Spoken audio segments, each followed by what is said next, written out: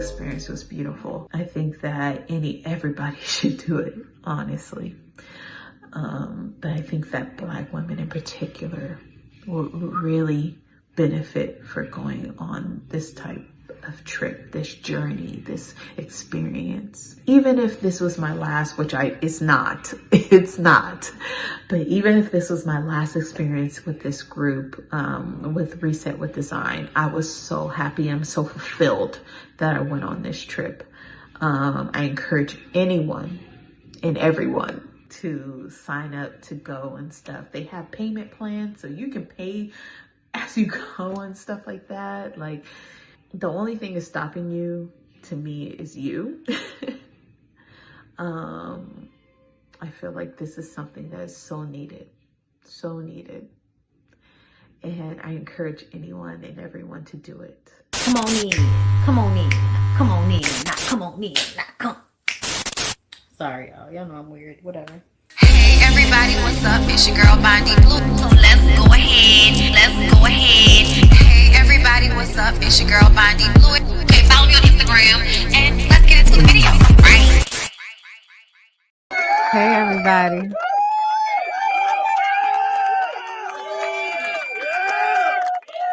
Hi, how y'all doing today? I hope y'all are having a really good Thursday.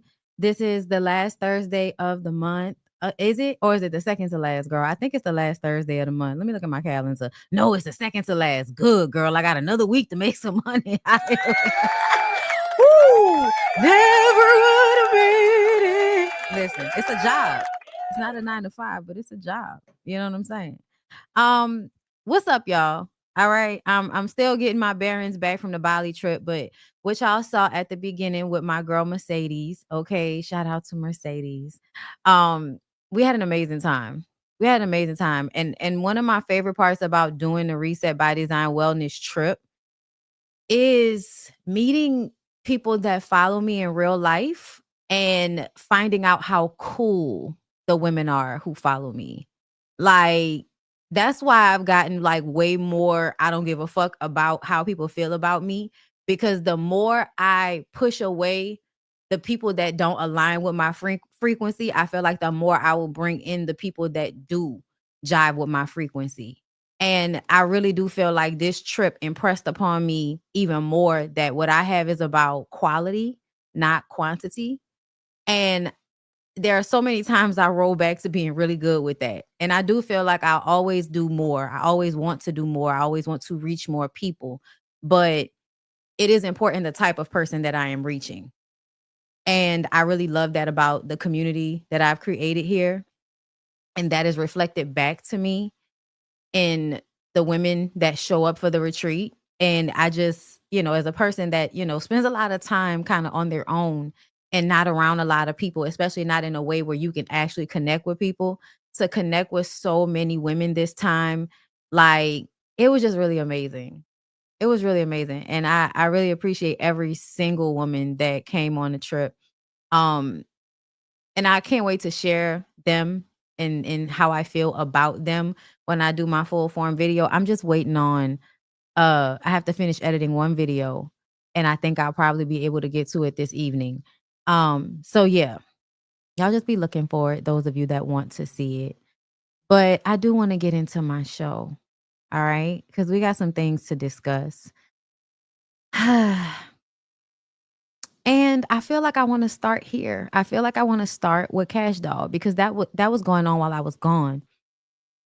And I didn't get a chance to really give my opinion on Cash Doll and her deciding that she was going to stop wearing makeup for this what's Tiana Taylor's man's name? Like this Temu version of him, the hood version of him, if you will. Not Temu. It is given the hood version. You know what I'm saying? If Tiana's Taylor man is Target, he's Walmart. You know what I'm saying? Like, and I'm not talking about like aesthetically as not a mom babe. That's not her man anymore. We're talking about her new man. Okay, Mufasa. All right. Because I can't remember his name right now, but that young man, they look just alike to me. They look just alike to me. Okay. They just have different aesthetic. But I swear to God, like, they really could be a nigga putting on glasses and taking off a beard and just transitioning between the two personalities. Okay, it's weird to me. Matter of fact, let me pull it up. Hold up, Tiana Taylor and Aaron Pierre. There we go, Aaron Pierre. Okay. Okay, hold up. Let me pull up this picture of him so that y'all can see. Okay, like that, like, okay, right? Okay, that, okay, all right, hold up. Cash Doll and new boyfriend, because we don't know this nigga's name. Okay, hold up. What's a good? Ooh, Lord, that nigga before was so short. My God, today. Yeah, this is a good one. Because it's the one that started it for me. Okay. So y'all see why I said Target versus Walmart, right? Target versus Walmart. Okay. It's the same type of like facial setup to me. It's just that Mufasa is given like the prettier version. There's always like a version that look like, you know, it didn't get as many nutrients as one. Y'all know how sometimes, you know, one twin look like they might have sucked a little bit from the other twin type of situation. You know what I'm saying? Like, so they could have both been like more average, but one was like, nah, nigga, I'm not about to be average with you. And just kind of raced in front of the other twin. That's what these two niggas look like to me. Okay? Like, that's what they look like to me. Okay? But yeah, you know, hey, however it goes down, they look alike to me. But this is okay. Let's get Tiana Taylor's man off of here because it's not about him. I'm sorry. Okay, so no makeup. I was gonna say because people have been saying since y'all got together. Don't worry, we gonna get to him. But people have been saying since y'all got together, you've been like bare face, real hair. Is that accurate to say that since you got together you've been embracing that more? Or well, I always embraced it, you know. I know, you know, well, I'm not conceited or anything, but I do know I look good without it, right? You know, I'm confident within myself, but I just know, you know, as an entertainer, that's a part of my routine. Get your hair done, get your makeup done, look all the way polished. Yeah. So what's one thing as a girl that you feel like you always have to have done? Like I have a friend, she's like, my nails always have to be done. Yeah. For you, like if you're down on your last dollar, what's something you always have to? We know you're not going to be down on your last dollar because you like the cash. But if you were, what is something you'd have to have done? Or like one? I think lashes. Very important. Well, lip gloss. I'm going to say lip gloss because I would be lying if I said lashes and I don't do it. So at least some lip gloss. I want me to wear no makeup. I would stay fine. Okay. So I'm gonna say this. Hold up. Let me see if I can find like a picture of Cash Doll without makeup on. Because when I saw the original post about this, where they were talking about Cash Doll not wearing makeup, and I looked at the picture that they posted of her, and I was just like, but she looks good. But she looks good. Like, to me, like, she looks very pretty. Even without makeup. And y'all know, like, as I sit here with nothing on but lipstick and my lashes that I get done, hold up, twice a week. Okay. Like, I don't even do the eyebrow thing. And I'm sure I could, but something about that, like I tried and it does look better in pictures and stuff. So when I do a full beat, I will do my eyebrows, but I'm just not like I'm good. Like, especially when my skin is acting accordingly as it is right now, I feel like I've always had the effect that if my skin not acting ignorant, if I put on lipstick and a little bit of eyeliner, I look like I have on makeup. And that is makeup, but you know what I mean. Like, so I never really, especially being in New Orleans, y'all, if I live somewhere else, I probably would wear makeup more often. But because it is so fucking hot and humid here, as soon as you go outside, your makeup is melting off. And that feels so uncomfortable. Like, I'm really one of those people that don't like to feel uncomfortable. I don't like to feel like when I'm wiping my face, there's going to be makeup on shit. I don't like having to keep blotting and all of it. Like, I don't like that. I would much rather just be out here sweating with my natural face, okay, not bleeding on anything. Like, because I live here, I have to live with where I'm from. That's why I don't straighten my hair and all of that like I used to. Because the amount of straightening you have to do to my hair in order for it to stay straight under weaves and all of that type of shit, you know, because I would be a weave girly again. I would never go back to wearing full blown wigs. You know, maybe a half wig, but not a full. It's too fucking hot. Okay. I need the release of my scalp somewhere. Okay. So I would probably go back to doing like, you know, bust downs and shit, doing sew-ins. Cause that used to be my lick back in the day when I was wearing, you know what I'm saying, VIP luxury hair. Okay. By celebrity stylist Ashanti. Okay. When I was out here with the bust down, girl, I eventually I just needed my scalp to be free, and I loved it. It looked so good, but it damaged my hair. And so when I cut all my hair off again, I was just like, fuck all that. I understand like wanting to be, especially like me, my mom, my sister, like we do have like this overall, we like to be pretty naturally thing. Like we do like to have our own at base level shit look amazing so that we don't have to do so much to ourselves. Like that's kind of all of ours, like, you know, little style or whatever. And that works for us. That does not work for everybody. You know what I mean? So I get it. I'm not judging anybody and what they got going on, but I do feel like Cash Doll is a very beautiful woman, whether she has on makeup or not. And I feel like she never answered that question. Like she never said if she was really not wearing makeup for her man. Like this looks like one time she doesn't have on makeup out of all of her posts. And she looks good. She looks pretty. Like, look at this. And that's a little filterized, but she still look very pretty. Her kids are adorable.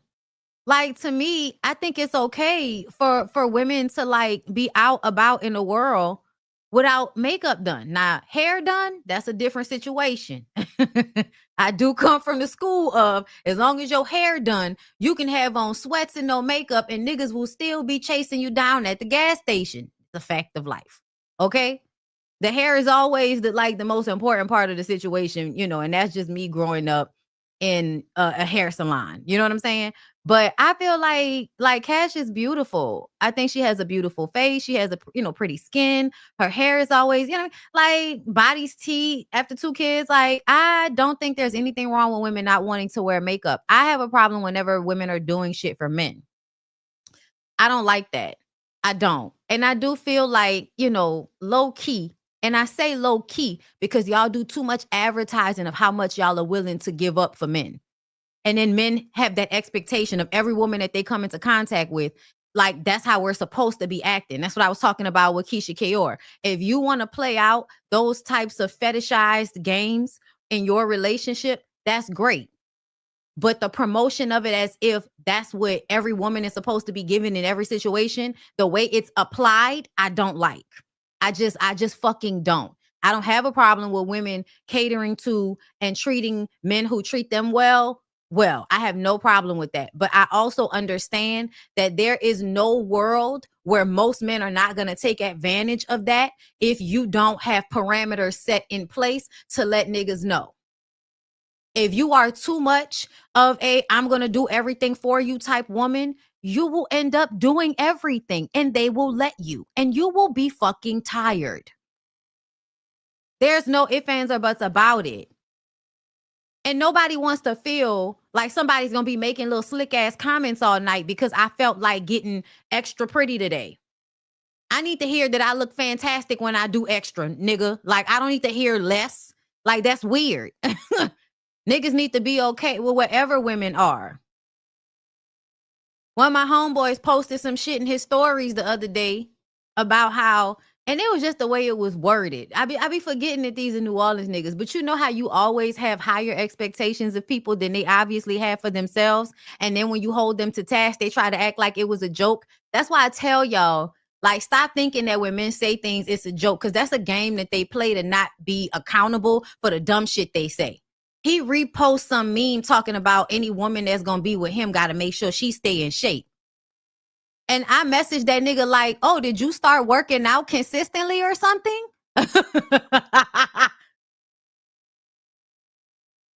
Also, you like almost 40 and you got 2 little girls. I don't like you like I don't like you posting and wording things in that like ignorant ass way. We're not 17. We're not 21. You're now somebody that's responsible for the psyche of 2 young girls. It is very important that you do not pump fake maturity in front of your kids. It is very important that you actually look at shit and be like, would I want my daughter to see some nigga post some shit like that? If the answer is no, don't post that shit. If when somebody who you fuck with say, hey, yeah, yeah, word, oh, you must have started working out. The fuck? I don't like the tone. I don't like the tone. Okay? Because niggas be out here getting dad bellies, start working out for 5 minutes and that shit work. And now you want to be out here telling all of the women that you could possibly fuck with, they better be in shape. Like I know that nigga like, you know, with his baby mama and shit. So I'm just like, who you posting that for? I don't even know that young lady. And, excuse me? I'm gonna check you for all of the bitches who know you. Excuse me? What's happening here? Oh, it was a joke. Uh-huh.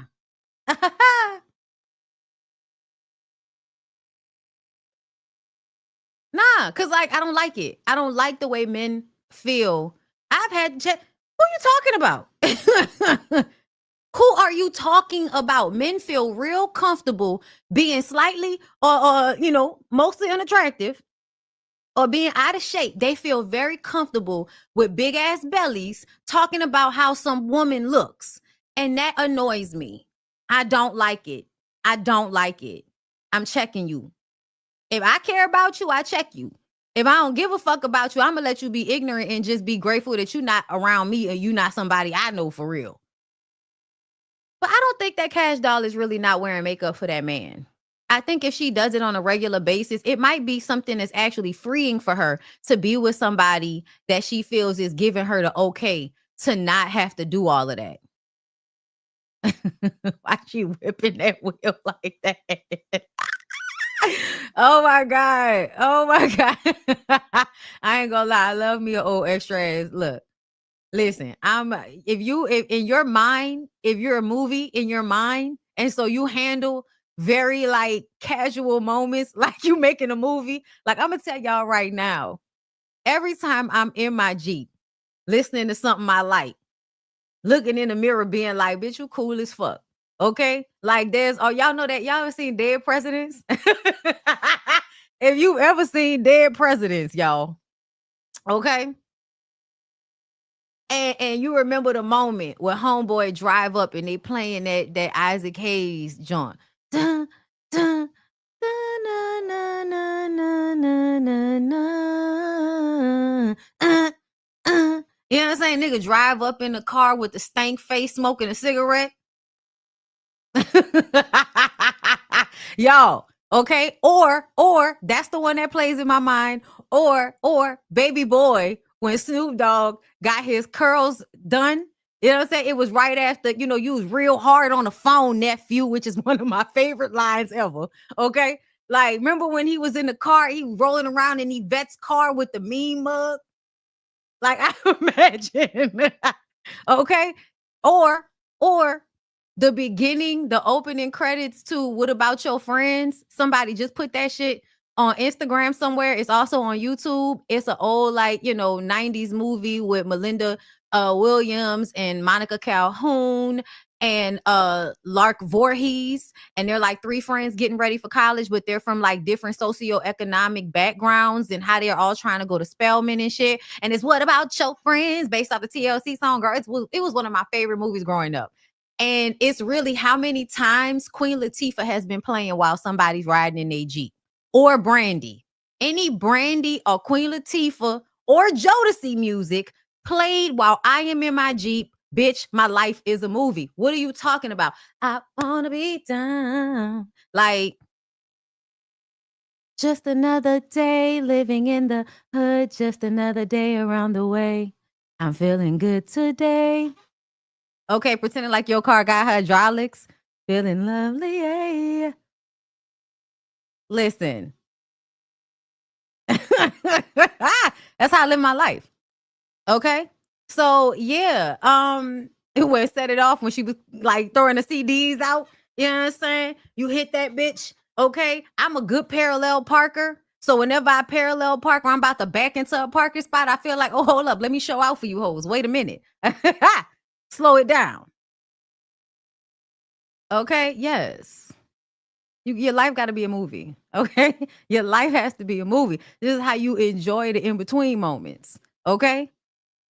But let's get into the show. I saw somebody jump to it before I got a chance to. Yes, that's why it says no Gloo. Yes, that we definitely saw that Glorilla got arrested. Okay, stop trying to rush me through subtle, you know what I'm saying, little hints and shit when I start my show. Y'all roll with me, okay? Or catch the playback and put me on 1.5, whichever you prefer.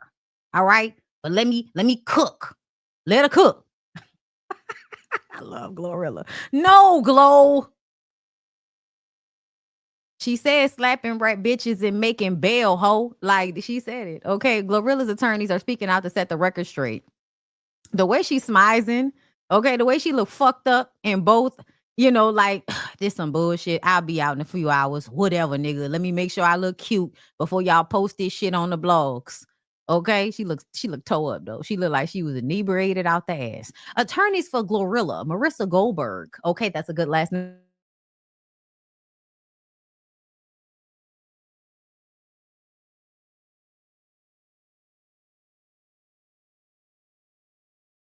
Enforcement priorities have become.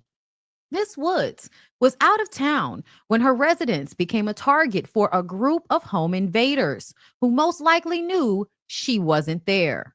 What they didn't know was that she had family staying with her that were traumatized by the violent entrance of this group who grabbed high-value jewelry before taking off once they realized the home wasn't vacant. They add, when her family members did the right thing and called law enforcement, instead of investigating the violent home invasion and theft at Miss Wood's home, they instead sought a search warrant when they spotted what they believe was a small amount of marijuana. Law enforcement then sought arrest warrants for her, even though she hadn't been at her home for some time. No arrest warrants have been issued for the violent home invaders. Miss Woods is a victim, not a suspect. This is our tax dollars at work. Absolutely unbelievable. Okay. Yeah, Gloo. I retract my no Gloo statement. Actually, I don't, because really it was, it was no Gloo. I didn't want this to happen. You know what I'm saying? But no, I'm not upset with Gloo on this. Like, because the way they was making it seem, I thought that she got arrested because she was riding around with some shit. But my house got robbed. And instead of investigating the robbery, y'all investigating why we got a little weed around the house. First of all, I have a prescription. Okay? So I don't know what this is about. Okay? If you can, people, please get your prescriptions. They give them out on Groupon. Get you a prescription, girl. Stop playing these games with these people. You need your legal protections. I'm upset about this. This is ridiculous. This is why sometimes, even when you want to move to a nice neighborhood, you have to be sure to go and make nice with the law enforcement. If you can't make nice with the law enforcement, you don't need to live there. No, I'm telling y'all, straight ass. You move somewhere where you a little weary and you got money and you a star and shit. You go down there and introduce yourself to people. Hey, how y'all doing? Okay, I'm Glorilla. I know these people. Let me know if y'all ever need anything. Drop off something nice. See how they respond. If they respond nicely to this, that's probably a good sign. If not, just know they gonna be on bullshit. Something my daddy taught me. you know. Okay? You gotta finagle some of these things if you can. Okay? But yeah, no, I feel very, very upset on her behalf. I don't like this. And I really hope that everything gets fixed. I also feel like they should probably sue the police department if they can, because what the fuck? In a time like this, you worried about in my mansion a little bit of weed? Yeah. Especially where mostly it is legal to have? Yeah. Mm-mm. Mm-mm, girl. You got to get this together. You got to get this together. I hope the lawyers do what needs to be done because that's ridiculous. That's ridiculous. Shout out to Gloo. Speaking of other rappers that are heading to the courthouse, apparently the woman that Cardi B hit with a microphone is now suing her. Cardi asked the crowd to throw water on her during the hot weather, and when she did, Cardi hit the girl. First of all, yeah, no. I'm gonna tell y'all that I feel like when we really looked at this situation, first of all, people have been throwing shit on stage like as a practice during this time period. Somebody got hit in the head real hard with something, right? I forgot who that was, but a few people were getting hit with shit on stage while they're performing from people in the crowd. The people were throwing water at a certain point. And then after that, she starts to perform and some girl just throws a cup at her. And I'm sorry, y'all. People can say what they want to, but I felt like, yeah, Cardi might have to eat this one legally. Yes. But I also feel like, yeah, no. I felt like the girl was trying to like throw water at her as like a negative thing. I don't think it was when she was asking everybody to throw water on stage because it was so damn hot. I don't feel like, I don't feel that way. No. Yeah, the throw was vicious. Like, I'm sorry. So I guess she may have paid the lady already. And now the lady is like, well, since I did not actually civilly sue you, now I can come for more money. So I believe that, this might be one of them times that it's really a money grab. This might be one of those times. Not those times when people are accused of SA, but times like this, yes, might actually be a money grab. Okay. And I remember the situation being like, the person she hit with the microphone wasn't the person that threw the water, I believe. So yeah, she might absolutely have to hit this. Sometimes you have to realize that you as the person with the money, you have to be more responsible when it comes to how you respond to people. That's why I tell y'all that all of that, oh, I was triggered shit. Yeah, being triggered is a way to explain your emotions, not a way to explain like your actions. It's a why, but it's not like an excuse. I want to be clear about that. Because I think a lot of y'all, are misunderstanding some of my viewpoints out here. Okay. So that's why I said sometimes your triggers, like nobody gives a fuck about your triggers. Because if you do something like throw a microphone at somebody and hit them in the fucking head and now they're concussed, they didn't have the right to sue you. Because at the end of the day, you were okay after that water got splashed on you. Were they okay after they got hit with the microphone? Cause like you could have still been like, hey, security, get that child of here. Like that could have been a response. Like there are other responses that you could have had that would have embarrassed that lady just as much without you catching the case. This is where self-preservation, girl, especially when it comes to strangers. You know what I'm saying? Let's move on. What else is going on? Amanda Seales, what happened, girl? I'm talking about the same way that I will never stop talking about when that broad had me kicked out of the Emmys party. Never. I will never stop talking about it. I'll never stop talking about Essence coming to me sideways. Never. I will never stop talking about the ways in which people have harmed me when I did not do anything to bring it on me. People who I've poured into, companies, brands, etc. I will never stop. Okay? So just so you understand, yes, I will never stop. I don't give a fuck if he can rap. He can lie too. He owes me $2,000. He lied to you all about me. I have the proof. And when I have time, I will post that. But a brother told you that I owed him money and I do not. I will never stop talking about it. He owes me money. I looked out. I was told I'd be reimbursed. I need to be reimbursed. Period. And until I die, I will continue talking about it. Just so y'all clear. So when you bring it up, Just know when I die, if I haven't got my money yet, it will be in text that I expect to be read at the damn court. Okay? Okay. So. All right. Let's talk about my girl Amanda. Okay. Sorry.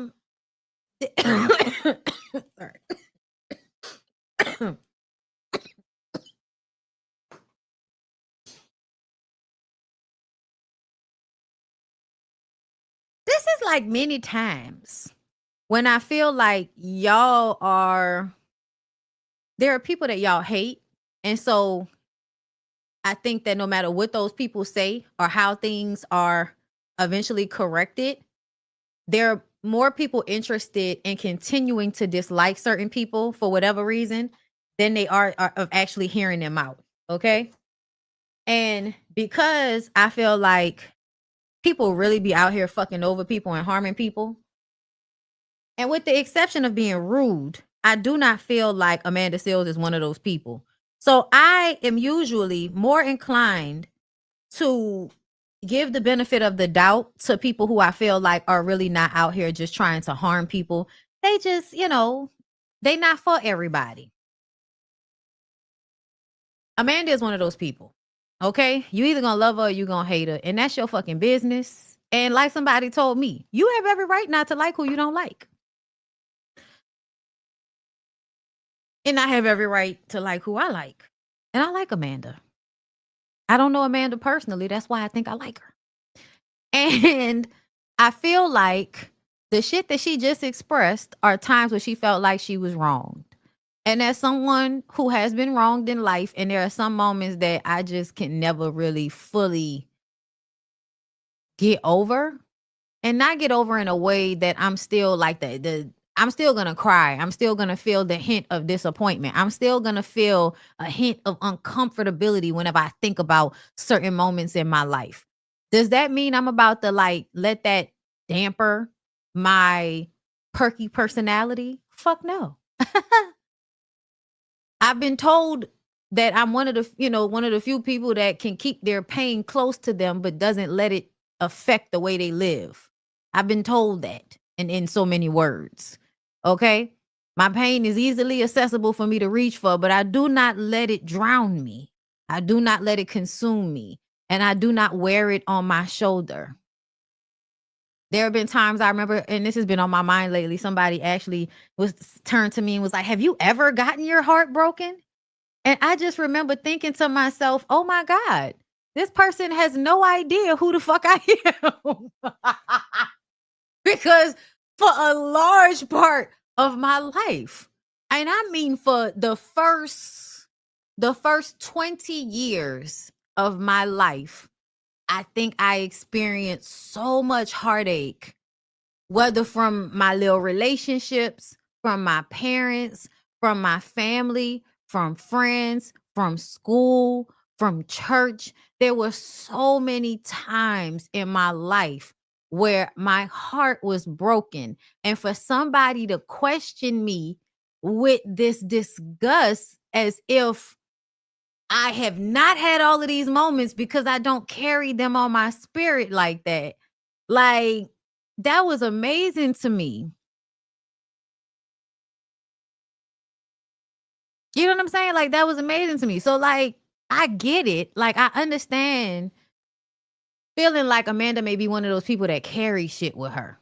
But I also feel like maybe not, because we don't see Amanda every day. We only see Amanda when she gets on the internet to talk about shit. And usually, like myself, your anger, your upset, your emotions about the things you see in the world is what drives you to create in the first place.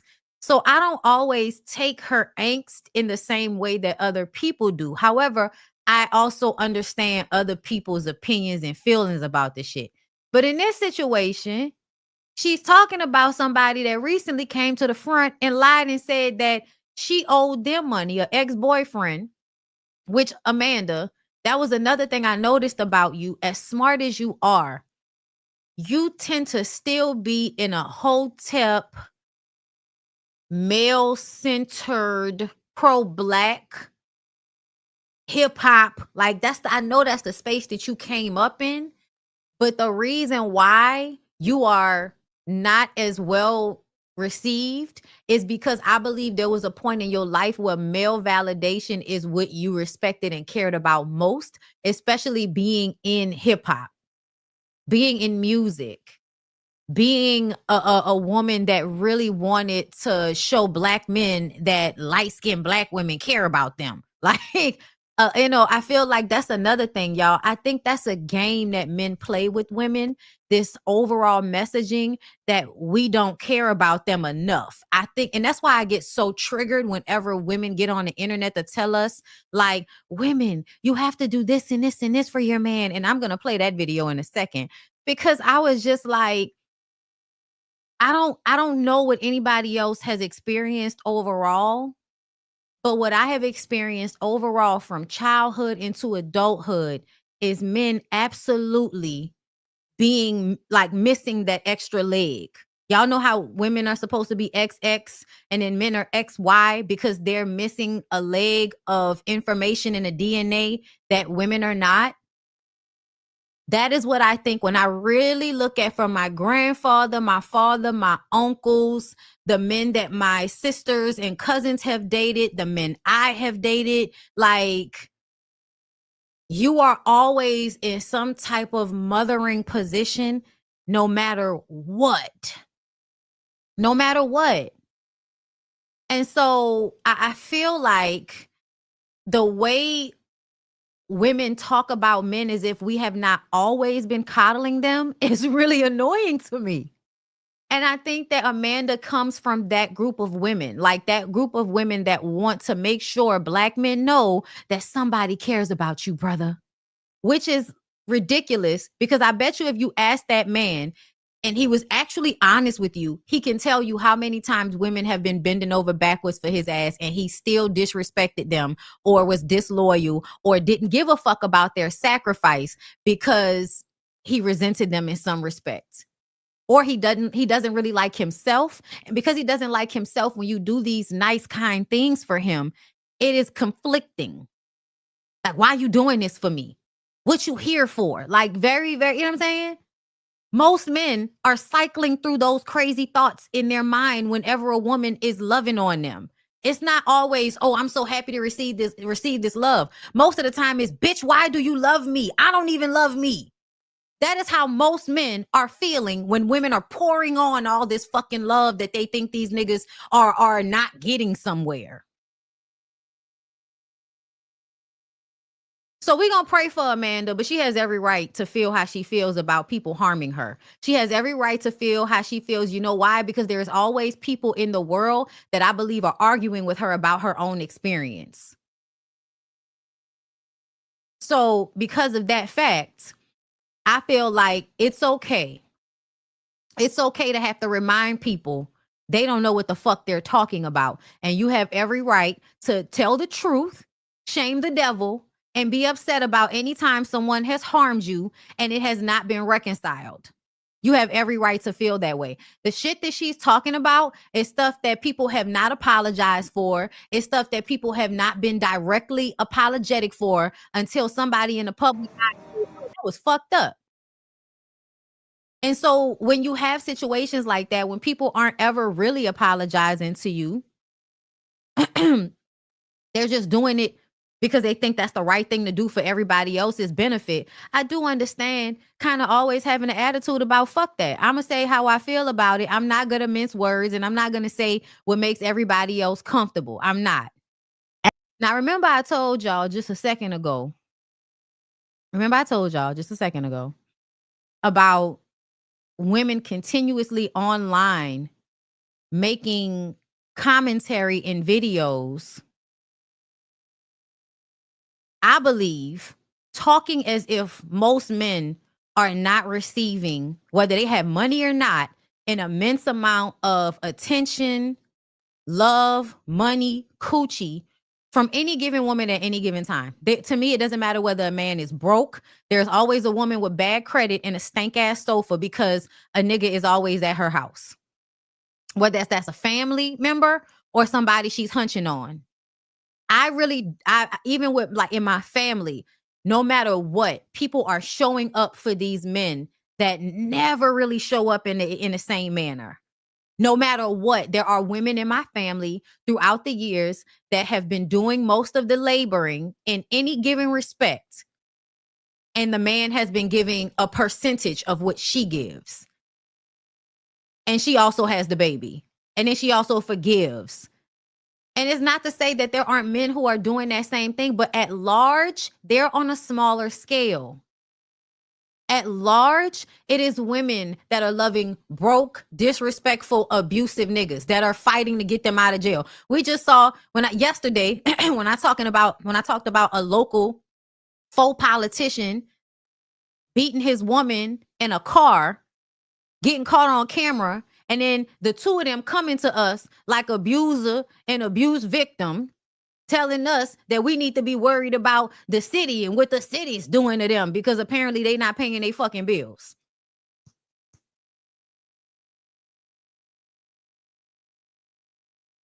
Let me let the lady talk. As a woman who has a man who is every bit of, if he wanted to, he would.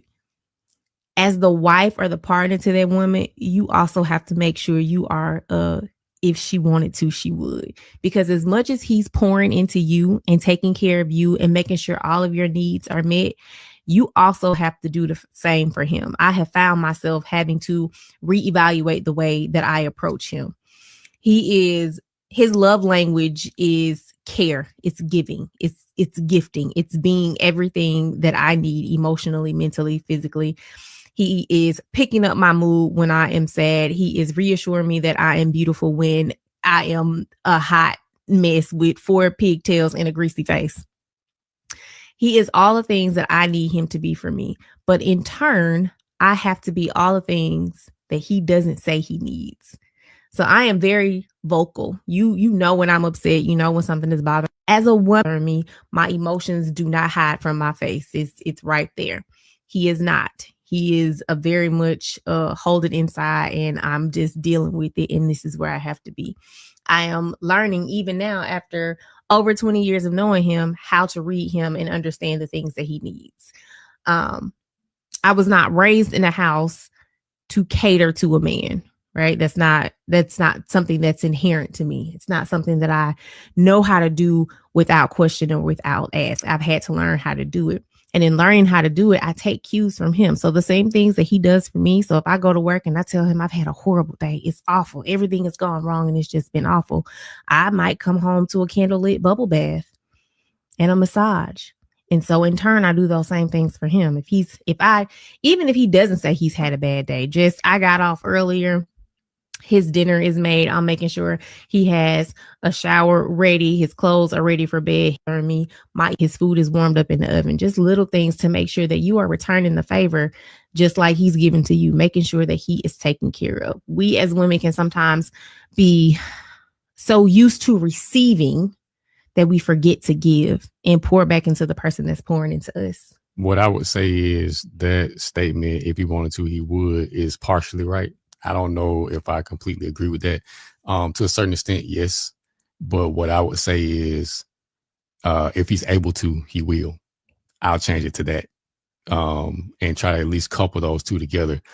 And the other thing I would like to point out is you got to create the environment for him to want to do the things that you said that he should be doing for you.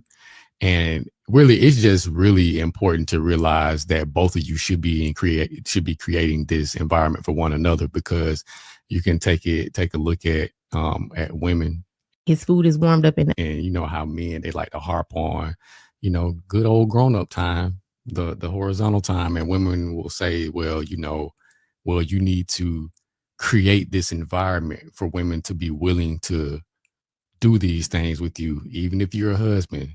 Well, it kind of goes both ways. You got to make sure that you're just creating this environment for one another. Remember last year when I was supposed to go to Costa Rica and I got up all early in the morning and went to that airport and sat in that airport and then got on that airplane and sat on that airplane for 3 hours before they canceled my flight. And then you came and got me. And I was in tears. Because I wanted to go so bad. I was so horrible. Excited. It was a girls' trip. I was ready to go. You talked to me the whole ride. We're an hour away from the airport. You talked to me the whole way. And you know how men, they like asking me, what can you do? How can I make it better? Well, how much was this trip that we had? Maybe we can plan it and go next month. Maybe, you know, we could take the boy. Like, you were ready to do whatever it was to dry up my tears. You came, you got me, you took me to the mall. I didn't want to get out of the car. You went and got me food. It was good. I was still upset. You bought me clothes. I was still upset. And now here we are a year later, getting ready to go on our trip that we have planned. and you made it happen. All because I was sad. Shouldn't have took a year though. I'm sorry. Listen at you. That's the same shit I was thinking. Listen at you. It shouldn't have taken a year. It took a year because we had to plan vacation time and make sure the kids were straight because we're going without the kids. You had to get a new passport. Sad. You go above and beyond regularly on a regular day basis, not even just something like a trip, just a regular thing. Because you love me, because you want to see me happy. Because I'm in love with you. Let's get that right. Okay. So they're cute. Okay. They are very, very cute. But I do feel like as a woman, what I do feel like I was seeing during this is very much a man that is showing up. But I also feel like she's overjoyed about, like y'all said, bare minimum shit. And it's almost as if all of the things that she does pales in comparison to him doing the same shit for her that she's doing for him. And I know she said at the beginning, it's so important to cater to a man, ladies, and, you know, the way they cater to you. I feel like that's a very specific, and I don't like the way she worded it. She worded it like a group thing, and I think it should have been a personal thing. I think that she should have said, I as a woman, because I believe a lot of us are raised to cater to men, even when they're not in the household. Even when they're not in the household all the time. Like if your dad is not in the household, but your mom has had a man, I feel like a lot of us are raised to cater to men. Whether it's at family functions, and that's not every family, please don't get me wrong.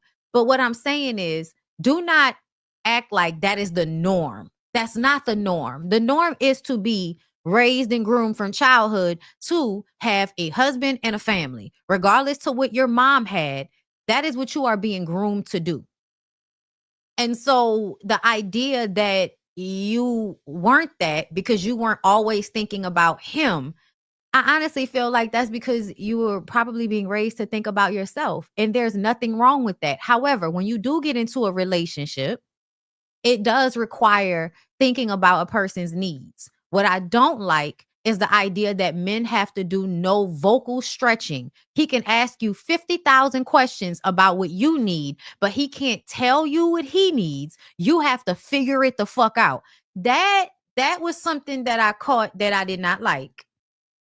Because I feel like it presents this ideal that you have to do more emotional labor than he does. I also feel like I don't like the way she talked about herself, and I get it. And I'm saying this because I feel like at this point in my life, I'm realizing how much women minimize themselves, how much we downplay how beautiful we are, even with pigtails and greasy faces. Like, walking around as a woman, you are literally, any man that you are with, you are adding a benefit to most of the time. Most of the time. Because I know there are raggedy bitches out there. I know. I've seen them. But what I've seen more often is women that handle the things that men don't. Women that are already groomed to cater to men, so they make so many allowances and think about men in ways that men do not think about them. So I would have really loved for this young woman and this young man to talk about, and it's really him, I mean, really her, not him, talk about your relationship as it pertains to yourself instead of projecting that out onto the audience, because I think a lot of us do not understand what the fuck you're talking about, because a lot of us had to unlearn how much we were giving to men or people in relationships. Most of us have had to unlearn putting ourselves last. I'm sorry, y'all. That's my experience, and the experience of most of the women that I know and come into contact with is that they have always given more and have had to learn how to put themselves first. They've had to learn how to love themselves the way they want to love another person. And so the idea that you started out that way and now you're thinking about him first and you're so grateful for everything he's doing, it's either some bullshit or you really did start out not being groomed in any way to cater to a man. But there's still some issue in some of the shit that you said. That's all. But like I said, I would have really preferred for you to speak, first of all, as if you knew who you were as a woman. I'm so sorry, my girl, but as amazing as that man is, you do recognize in the hierarchical template for women and men, you do realize you're slightly out of his physical league. You do realize that. And that's not to play a man, because a man doesn't have to be that attractive. To be very clear, a man can be ugly to everybody else and be getting your ass wetter than than a waterfall out this bitch. I just want to be clear. Looks are not always what's important with men. But when we start out in like high school and shit, there are girls that are usually outside of most niggas' like actual bracket. She looks like somebody that was considered one of the prettiest girls in school. I don't know this lady life, but based on how she looks right here with no makeup, beautiful, beautiful. Freckles and shit. Beautiful facial features. She gives, I've been pretty. She gives, I was a pretty girl in high school. He would have had to be cool as fuck in order to get her in high school, meaning he would have had to have a really great personality. And that's no tea, no shade. That's no tea, no shade, because men actually look better as they age. A lot of men look better in their 30s and 40s than they did in their teens and 20s. Like they really do grow into their attractiveness. The more confidence they have as a person, the more attractive men get. So to me, I feel like off rip, it sounds as if she's minimizing herself as it pertains to this relationship. You know what I'm saying? And I feel like when you can take a real look at yourself and then praise him, that's what I want to hear. I don't want to hear you seemingly not seeing yourself the way he sees you, talking about how grateful you are that he's doing things for you that really a partner should be doing, but we've learned to have low expectations because most niggas don't have high expectations of what they provide for women as far as like emotional labor. Right? If the beard connect, the more lies we're told. Okay. But I don't want to come off as if I don't understand like having like mutual and loving connections with your spouse. Have it. Hi, been with the same person since 2010. Okay. And we have grown a lot in our relationship. And we very much love, like, respect each other. And it's a lot of work, but it's also having to unlearn the things that we were socialized to do. So I had to learn how to not be codependent. So does he. Like we really had to unlearn a lot of things that were not healthy for us in real life. Because everybody thinks about marriage and relationships as a practice. But what I have found is that my generation is more like, okay, so we tried to do it the way we saw our parents do it. That shit don't work. So now we have to reconfigure relationships for what actually works for us versus what was being taught to us. And a lot of people refuse to separate themselves from the stereotypes they've learned about how to relate to each other in relationships. A lot of y'all are not doing enough self-help books and shit. I know a lot of people don't think they need that, but you don't know what you don't know. And shout out to my mom for always being like a self-help book girly. She always was reading books and shit that, extended how she felt about spirituality, how she felt about herself. Like that has always been something that has stayed with me. When you seek that type of self-development, I think it helps you in your relationships. Because sometimes shit hurts, but because we're so disconnected from ourselves, you don't know what's hurting. You don't know what's uncomfortable. You don't know what that feeling is exactly. And that's why you actually have to be seeking out this information about how to relate to yourself, about how to be confident, about how to truly love and center yourself, because you really should, think about it, y'all. When you are looking out of your fucking eyes, why should anybody else be at the center of your world? You are at the center of your world. You have to be, just like they have to be the center of their own worlds. We have to be centers of our own worlds. And then everybody has to figure out how to walk their path parallel to the people that they love, not impeding it, but walking the path with you. And there are so many times where I feel like women and men are both impeding each other's process, each other's path, because y'all are so wrapped up in codependent, toxic ass relationships where y'all are in this ownership space and you can't do anything outside of your partner, and you're not a person on your own, and you don't have hobbies, and you don't have other friends, and all you do is lay up under your man's balls and all of that shit, as Sierra like to put it. I don't know about everybody else, but what I have seen more often than not is us having to unlearn that, because it becomes to eat away at us as people, to consistently be putting someone else in the center of our space. Okay? So yeah, I appreciate these two young people that seem to be, in love and in a healthy relationship, but I think it is more important to understand that what you have is not the norm. And so it's important not to project your experience on to everyone else as if that's their experience, because then it comes out like you are pandering to a certain demographic, pandering to the women that are just, I just have to wait a little bit longer and my Prince Charming is gonna come. Like, there are so many women that are still living in that space of life of thinking that some man is gonna come and save them from working and save them from struggling and save them from the masculine side of themselves. And that shit is not real. That shit is not real. The older you get, the more you will have to be an integrated human being, meaning the more your masculine and feminine energies will blend together, and you will stop seeing it as things you are drifting in and out of. Like, you have to be okay with both sides of yourself. You have to integrate. That's where the balance comes in. Instead of always, this is my feminine side and I'm in my feminine energy, and then he pulls me out of it and now I'm in my masculine energy. Like, no, bitch.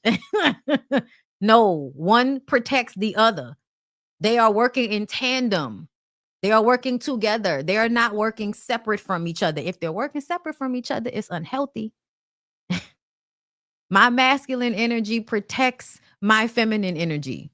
That's why both of these parts need to be present and aware at all times. But yeah, that was cute, that shit that they said. But I would have to really, hear about their relationship more in order for me to surmise for real, the fuck going on here. You know what I'm saying? What's the childhood like? You know what I'm saying? Let's move on. Now, we've been hearing about this T app for a minute. I've been hearing about this T app for a few months now. And I guess it's just now coming to everybody's awareness.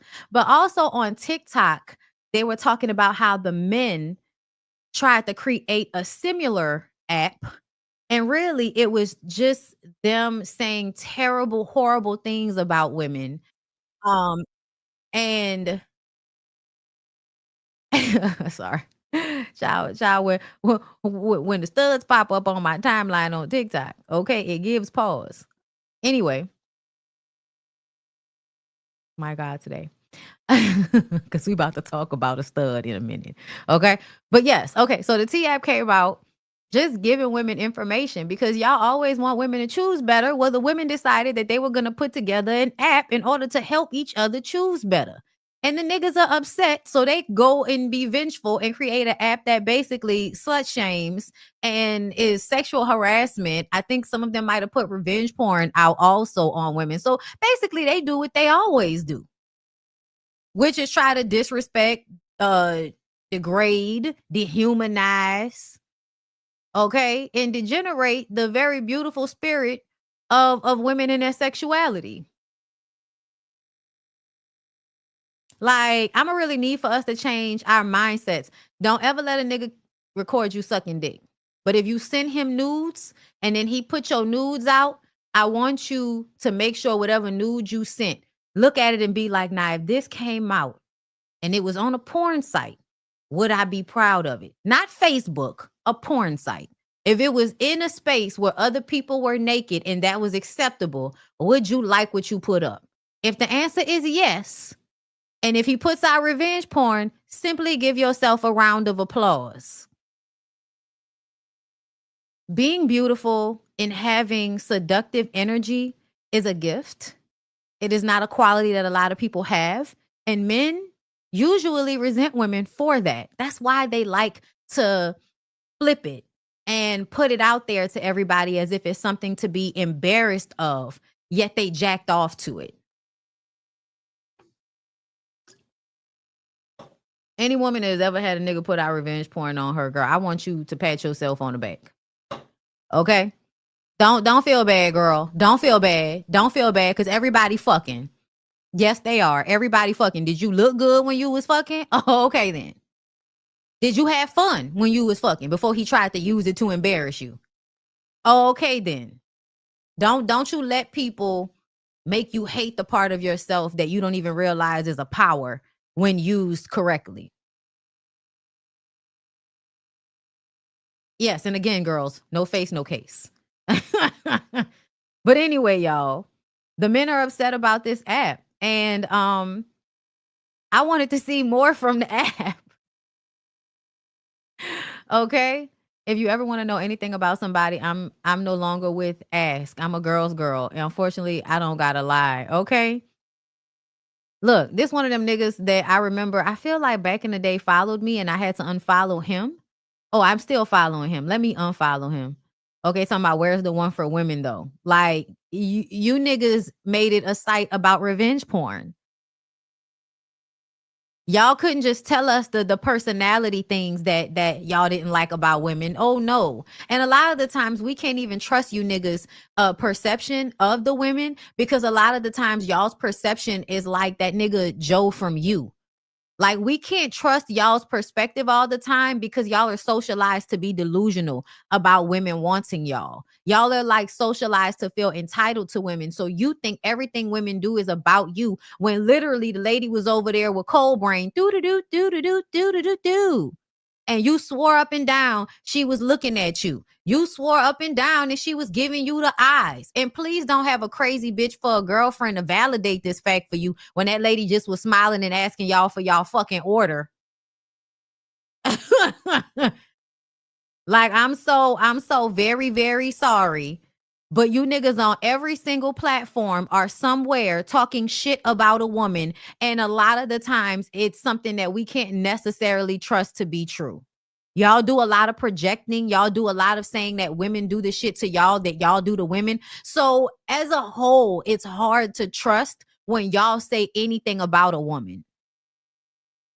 Because, I mean, Simon told Fallon that Portia wasn't shit. And then he ended up fucking her and marrying her. And now he's back out here after he finished having a face full of Portia's coochie and ass for however long, comes back out to us to tell us how she ain't shit. You see how they do? You see how they do? What Portia said was actually like, yeah, I liked him so much. Oh my God, he was so mean to me. His dick didn't work, but I still loved him a lot. You see the difference? Your dick probably didn't work and she still liked you a lot. See the difference? Still saving your ugly ass. Still saving your esterol daddy looking ass. Still saving you. Because she could, like, your dick not working is a given considering your age and your belly fat. A lot of the times the gut is the teller of a lot of things that's internally wrong with niggas. That gut tells me that you drink a lot. When you drink a lot, that harms your ability to get hard. It does. It thins your blood. In order for your dick to get hard, your blood has to rush. So we can surmise from the way you look that your dick don't work. We didn't necessarily need Portia to tell us that. You know what I'm saying? Age, weight. Okay? The fluid you are retaining, sir. It's all up for discussion. But I'm just saying, I still feel like there is some woman that would much rather pull and tug on Dennis's daddy's flaccid dick.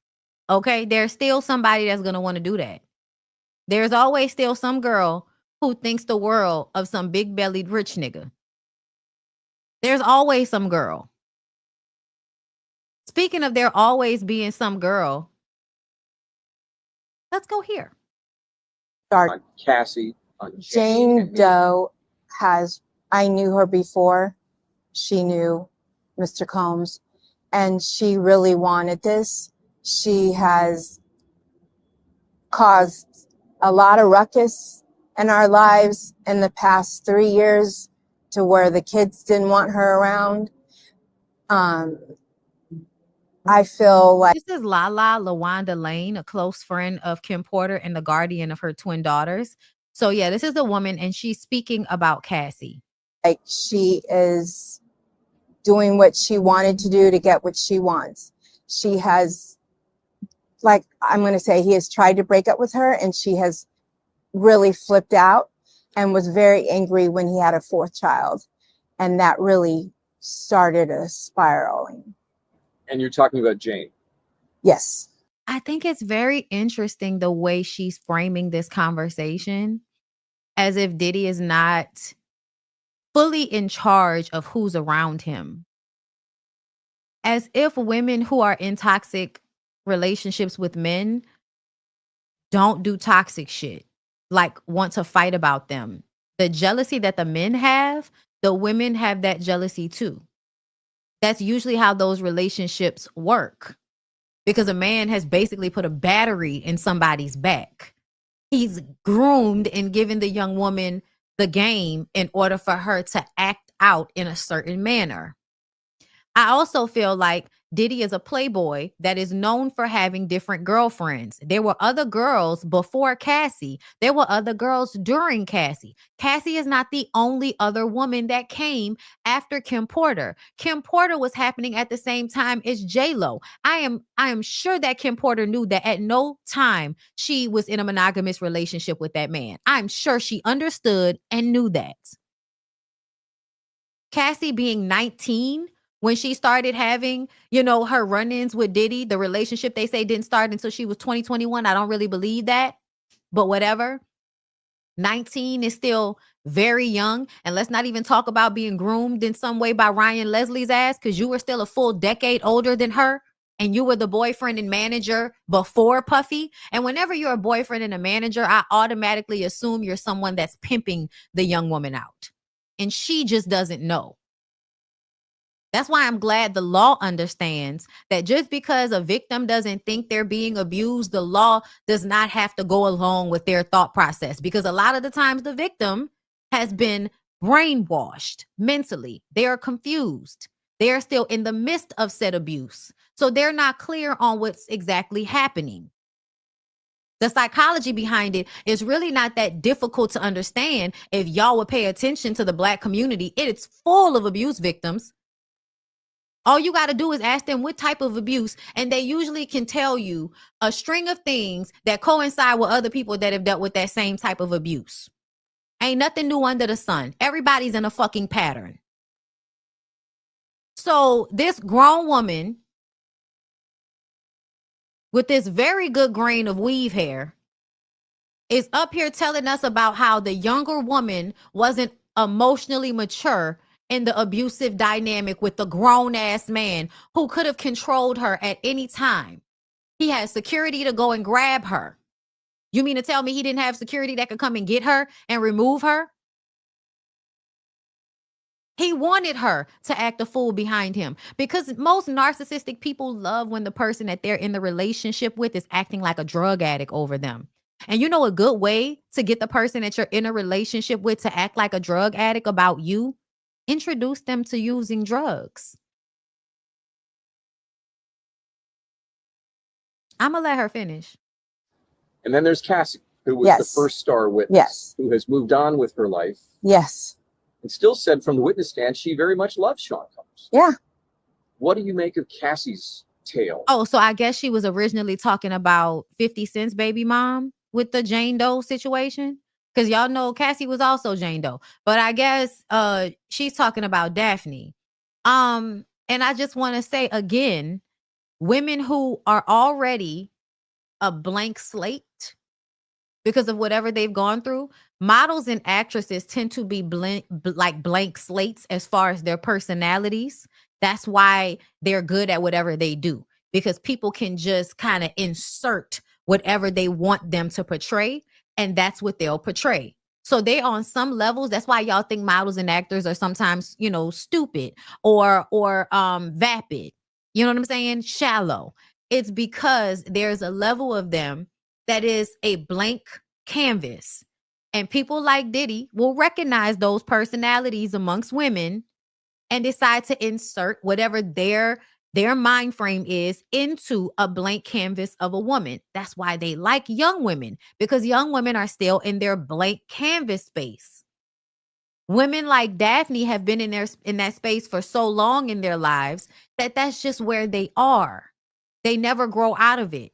That's why it's weird when y'all don't understand how people's parenting shows up and affects them in adulthood. Not that it's a mistake. I mean, not that it's an excuse. It's not an excuse, but it's the reason why it's happening this way. And so if you don't want it to happen this way, let's explain what the issues are so it could not happen this way. And a part of that is the way mothers and fathers relate to their children. The way they relate to their girl daughters is a direct reflection in the grown woman that shows up. Parents that don't mind exploiting their children will raise adult women that don't mind exploiting themselves or allowing other people to exploit them for real. Because I feel like, bitch, I can exploit my shit all I want to. When another person is exploiting me is the problem. From the witness stand. I have had to deal with her for the whole time of the relationship because Kim, there's a picture of the three of them. Kim was still with him and she was 4 months pregnant with twins. So why the fuck do you have to deal with that? What does that have to do with you? So there's a lot of things that weren't told and didn't come out in that my friend went through and the hurt that she caused. Oh, no. Oh, no, motherfucking no. She was about to say they caused. And then she said that she caused. You are really trying hard to take Diddy out of the equation when you know the person that was doing the actual pain was Diddy. You don't like, you think Cassie just out of nowhere had a dislike for this woman? No. I am sure that you don't know about the things that he told Cassie about Kim. A part of the psychology is to pillow talk about the other woman to create triangulation, to make you angry at the other woman out of envy and jealousy. I actually experienced this with a fucking woman. Why are you telling me about the other girl? What I know about her. Why are you telling me about her? Why are you telling me about her? You're telling me about her and then telling her about me because you want us to be fighting each other over you. You know, I am very disappointed in a lot. She's very close to my kid and I'm just very disappointed in things that she said because. So she's close to your kid. So that sounds like Daphne Joy actually had a really good relationship with Puff's kids. Is that what is she talking about her or is she talking about Cassie? I don't know which one, but it sounds like you're saying that, oh, she was cool with us until she decided to tell on Puff. And now it's fuck her. Y'all are in a cult. Everybody had choices and I lived it. So nobody can sit there and tell me that nobody could have done this and nobody could have did this. I lived it. Yes, a lot of y'all. And this is what I was noticing with that Jackie Christie situation. A lot of y'all feel like because you allow your abuse that everybody else is supposed to allow their abuse and respond to it the way you respond to it. And I feel like that's completely unrealistic. And I need y'all to stop. I need y'all to stop. Like, everybody is not going to respond to abuse and to trauma in the same way. And that doesn't make excuses for the behavior. But what it does say is you don't have the right to say that how you handled the abuse was the best way to handle it. Maybe for you in that moment, maybe for you. But when you say it as if everybody in the world is supposed to be responding to abuse in the same manner, stay quiet. Don't tell anybody about it. Be calmer about it. Don't be so angry about it. Yeah, y'all, I don't like that shit. I don't like that shit. I don't. And one of y'all said in the comments, she does look like somebody that's on some pills. Some people would say that the women are victims of a horrible man. Other people might say that these women put up with horrible behavior because there was a payoff. And I would like to say that in my mind, I don't care what y'all think women signed up for. The person enacting the abuse is still inside of their body saying, I know this is wrong, but I'm going to do it anyway because I'm powerful and nobody's going to stop me. So what you need to understand is that whatever her motives are, that's happening within her. Inside the person that's punting her like a fucking football is them recognizing that what they're doing is wrong and them doing it anyway. So your understanding of what the woman is doing is irrelevant. Y'all feeling like these women signed up for this is irrelevant because there still has to be a person that's enacting the abuse and deciding to do so from a very powerful vantage point. They're not a child. They're not a drug addict that doesn't know what they're doing. They're a man that is in the power position at the moment when the abuse happens.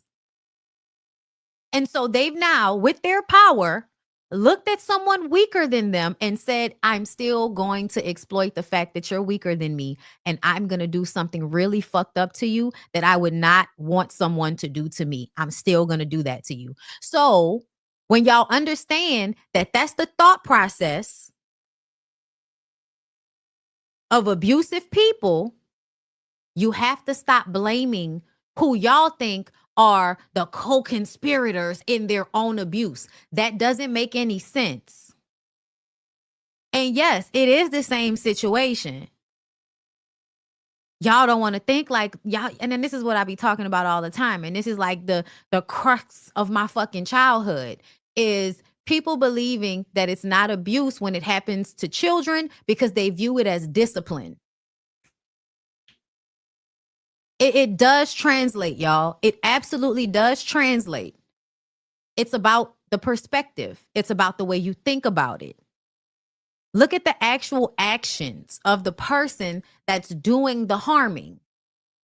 Look at their actions in an isolated manner and stop trying to explain away what they've done. Because that's what she was trying to do. You want to talk about another bitch popping up and we don't need this from you? I'm going to have a baby next year. We already have it planned out. I'm going to have a baby next year. And then after I go through my stuff, then I'll come back and fight some more and then probably have another one and then do the same thing again. Like, I don't want to wait till I'm 40, 43, whatever, after my career to have my kids. Right. I want to be able to run at the park with my kids and stuff like that. I don't want to be too old. Mm-hmm. So I think that keeping my body in shape, I think that you don't see a lot of older athletes, but most older athletes can still do the shit. They may not be able to do it at the same level, but they do it at a higher level than most people.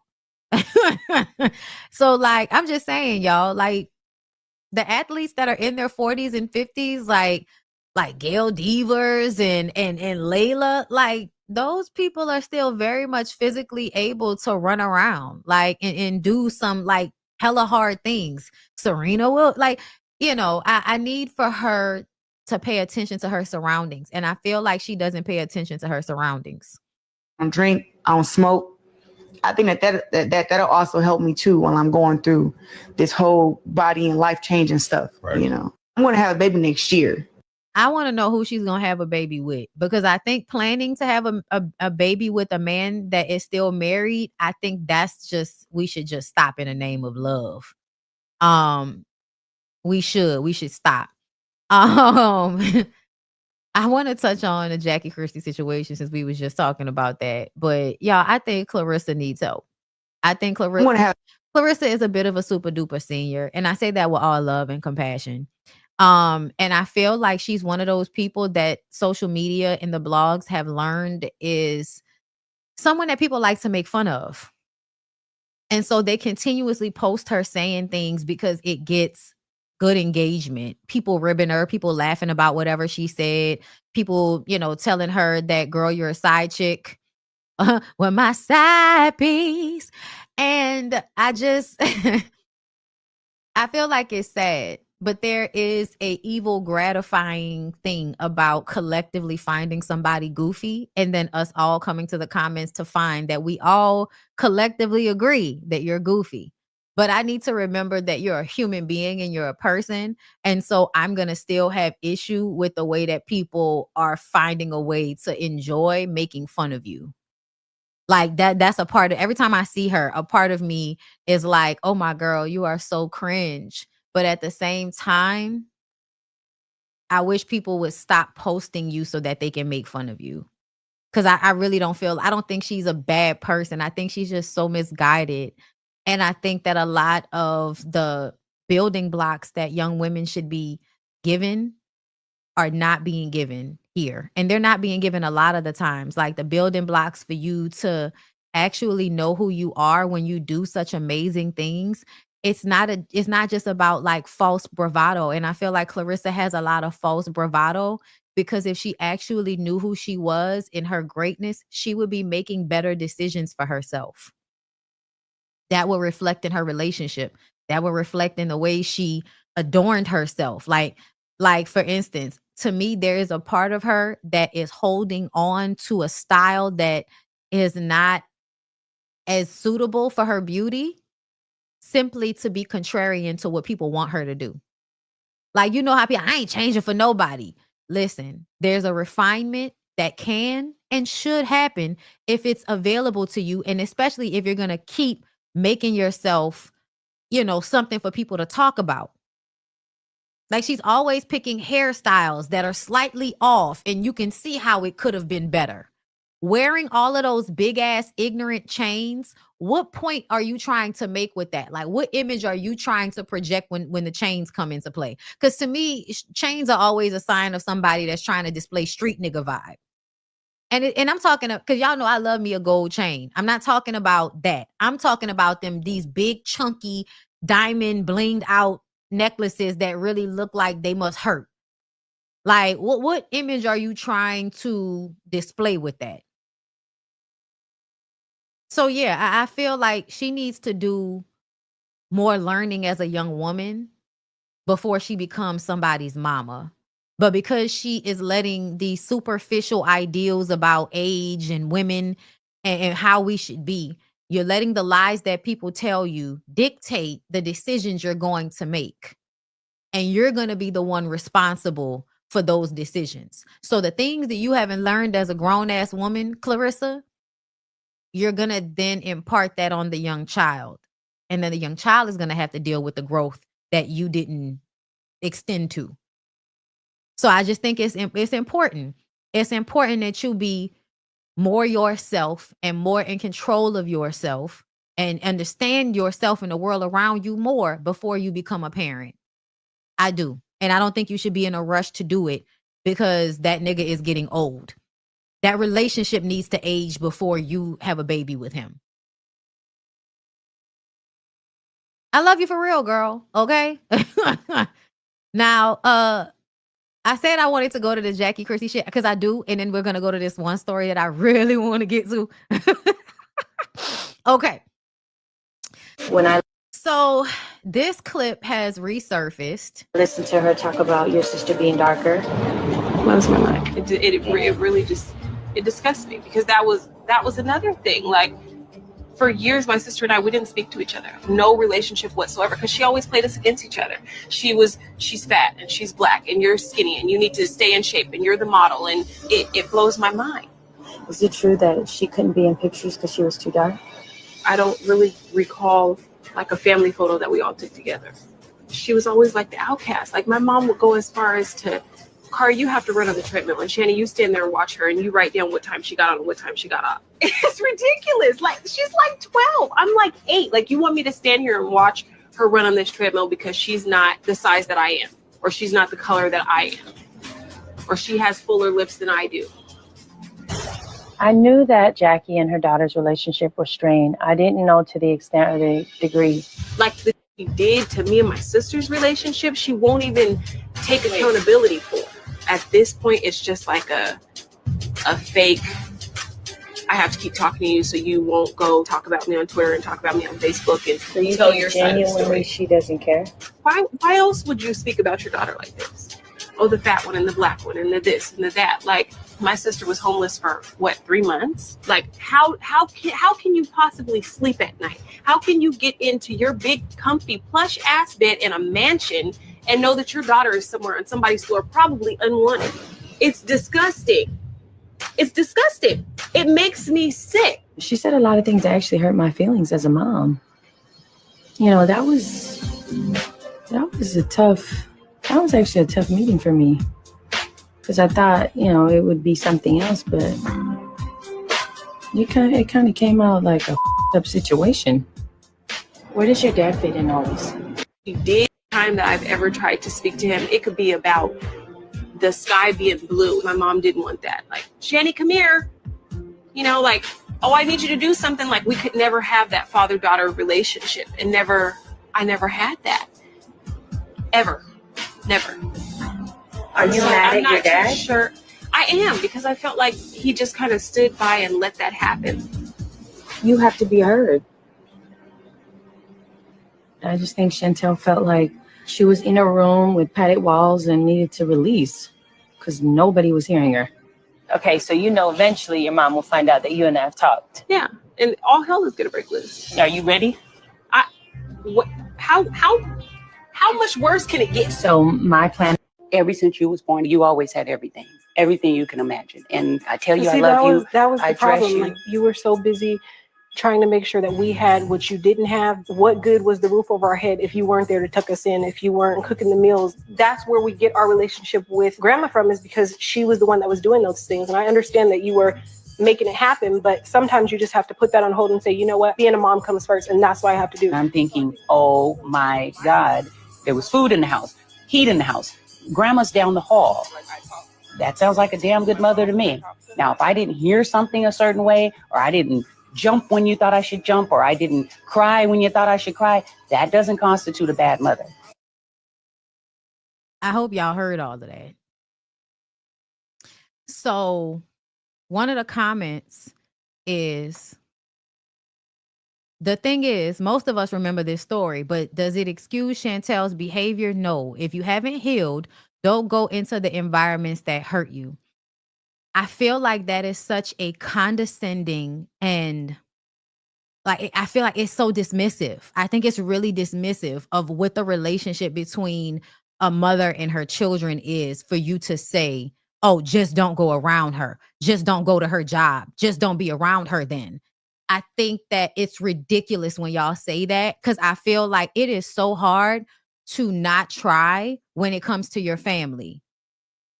I think it's super duper weird. And I also feel like, I don't feel like Chantel is right for the way she's handled, the situation with her mom. But I also feel like this is not about whether Chantel is right or wrong. To me, this is just simply the result of Jackie's parenting. And I would love for people to stay in that space with this, because you wanting Chantel to be better with her mother is not going to work until Jackie is better with her daughter. And if we were talking about Chantel exclusively as a parent, how she is as a mother, how she is as a friend to other women, if we were having that conversation, then we could talk about the ways in which Chantel is to blame or wrong in a situation. This situation, I feel like, is a culmination of feeling disregarded, hurt, disrespected, not loved by your mom. Her not even allowing you to have a relationship with your dad. Every time Chantel is talking, you can tell Chantel is the one that was able to see what was happening and feel what was happening. And it wasn't until she was at this adult age that you're gaining your freedom from your parents that you can actually start being angry, because you were not given the right to be angry about it when you're a kid, because you have to be respectful or they're going to hit you or they're going to do something else to harm you. And they're bigger than you. So there's a lot of dealing with bullshit and eating your hurt feelings that you do as a child with abusive parents. You eat a lot of that shit. You allow a lot of the abuse and you don't fight back and you just take it. So when you are in the power of being an adult and you push your mom because she walked up on you and kind of nudged up against you, and this is not the first time she's walked up on you and hit you out of nowhere, and you know that she's doing some of this shit because she's on camera, now all I feel is how often I had to eat your behavior and how I don't right now. And so when I think about what happened between them, I'm not thinking about, oh, Chantel, how dare you? That's your mom. And that's how y'all are responding to this. And I just feel like I don't give a fuck about that.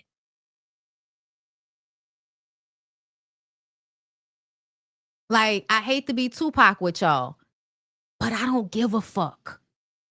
Because to me, when you treat your children like this, and when they've consistently throughout the years tried to get you to be accountable, but you refuse to be accountable, Jackie is refusing to be accountable. And I also don't care how long ago it was. What does that have to do with anything? Time is not real. Time is a fucking construct. Time is not real.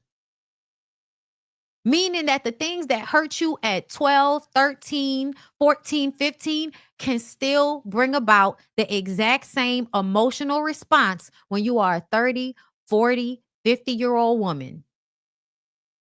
And a part of healing from those things is having these ugly moments. Having moments where you have to confront your parents about some shit. I personally feel like as long as they're alive, you can always fight and fix. Because I do think that at some point, usually when women are maybe in their 40s, that is when they can then look back on their lives and then reassess how they may have fucked up. You're not going to always be able to see yourself clearly in your, what is Chantel, in her 30s? The 30s is the time you coming into the understanding of all these things. So you're not going to always act the way you should. You're not going to always be above board. But I feel like what I saw more often than not was Chantel having that patience and Jackie playing with it. That's what I feel like I saw repeatedly. I know a lot of y'all feel like y'all saw the reverse. Y'all feel like y'all saw the reverse of that. And I would just like to implore you to research what it is like having a narcissistic mother and how their inability to be self-reflective or to ever validate your feelings about your experience of them can cause even more detrimental harm than what has already been done. If the mother never apologizes, if the mother never says, you know what, you were right, the mother is still abusing the adult child. And I know y'all really don't like to hear the word abuse. Doug is abusive as well for being an enabler, standing beside and watching this behavior and doing nothing about it, because at least it meant that Jackie wasn't being mad at him. Her wrath wasn't directed towards him. And I'm sure there were things that she did that showed her passive aggressive wrath towards him. I'm sure there were things she did. When that girl said she couldn't even have a relationship with her father because as soon as her and her daddy was having a moment, here come Jackie. Shani, come here, Shani.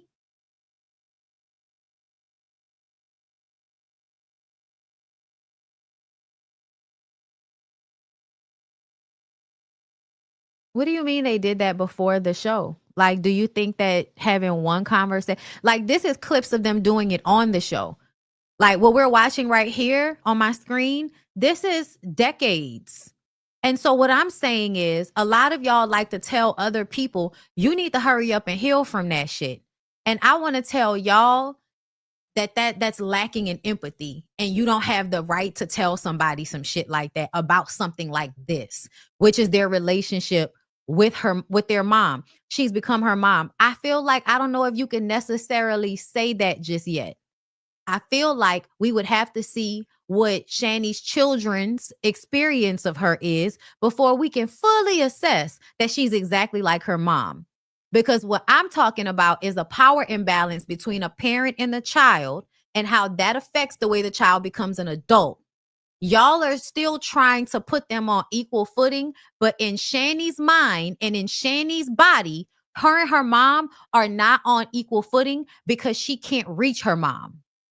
Shani's feelings are that I can't reach you. I can't invoke real emotion from you. I can't get you to actually see me. That type of avoidant behavior in a mother-daughter relationship, y'all, I need for y'all to be fucking for real. That shit does not go away magically when you become a 30-year-old.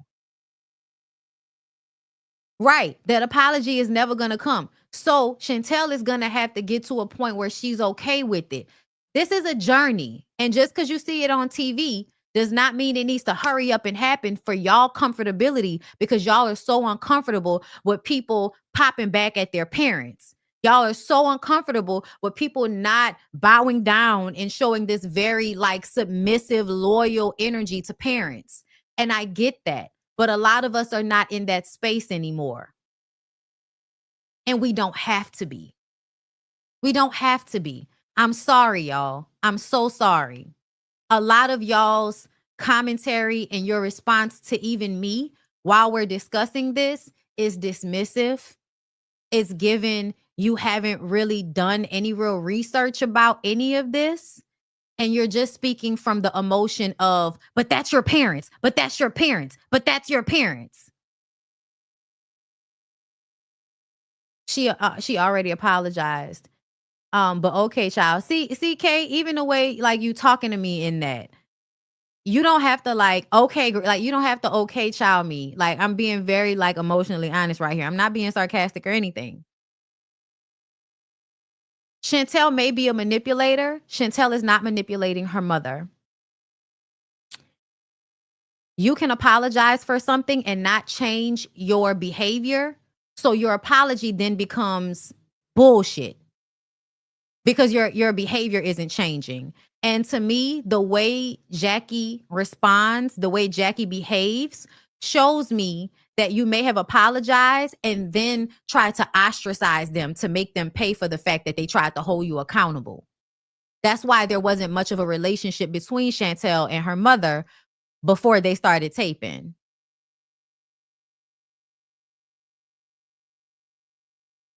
Like, if you don't change your behavior, the apology doesn't matter. And I'm just saying, like, that's just the truth of the matter.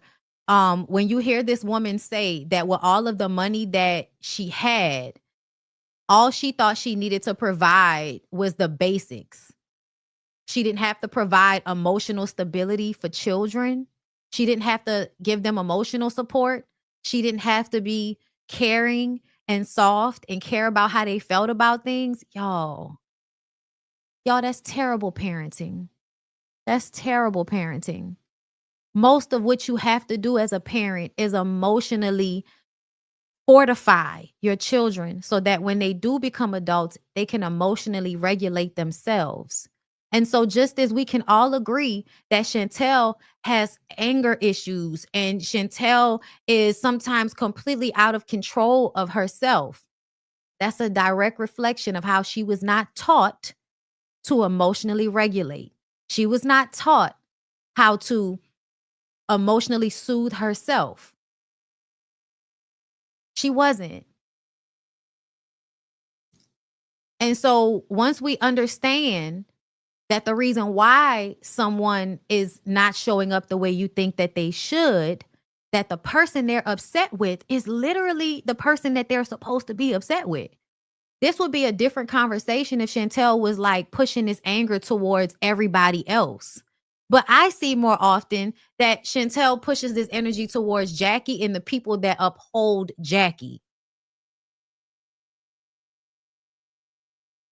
That's her, you know what I'm saying? Like, it'd be different if the anger was misdirected, but she's mad at exactly who she needs to be mad at for this moment. And I think there will, to me, because it seems as if she's trying to get to this point, I do feel like at some point, the things that I'm seeing her say, and we're going to read some of these, texts and shit, the things that I feel like I'm seeing Chantel say makes me feel like she is trying to heal from this. And that it's just going to take some time. And the reason why it takes time is because there are people to tell her that that's not her experience. Even Takari. Whenever there are people that are a part of the experience and they still are looking at you like you crazy when you tell the truth of your experience, it becomes harder and harder to heal quicker.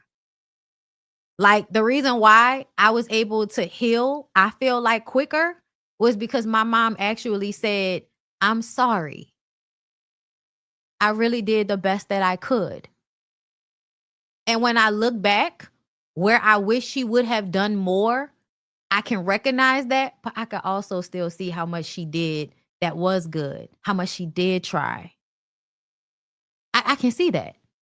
And so I can look at both of those things, see my mom as a complete human being, and then heal myself from what has happened.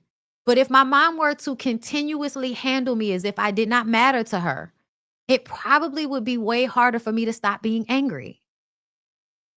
And y'all, it's hard to stop being angry. A lot of people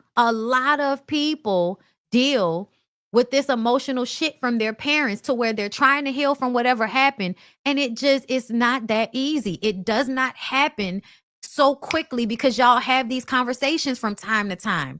Because what happened was an everyday 20-year affair that y'all are expecting people to get over in way less time, in half the time. It's not realistic. So y'all know Takari was coming out.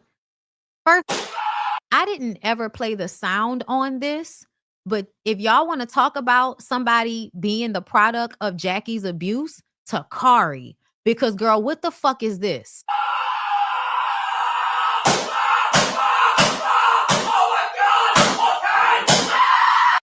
You, while your mom is giving them the ass whooping they've been asking for all day. To me, Takari is simply finally in the moment where these roles will switch and she feels like she can be in the position that Chantel has been in. Because Chantel has been her overseer in a way. The way she, describes, I had to stand there and watch her run. I had to be privy to her humiliation, which means Takari has been, I think, programmed to hate her sister. So she can't see her sister's experience. She can't see that I wasn't happy to be standing there doing that to you. Like, the sound effect that she used on this video is so fucking problematic to me and so jarring because I'm going to tell y'all right now, me and my sister none of my siblings, but specifically me and my closest sister, we did not handle the abuse the same way.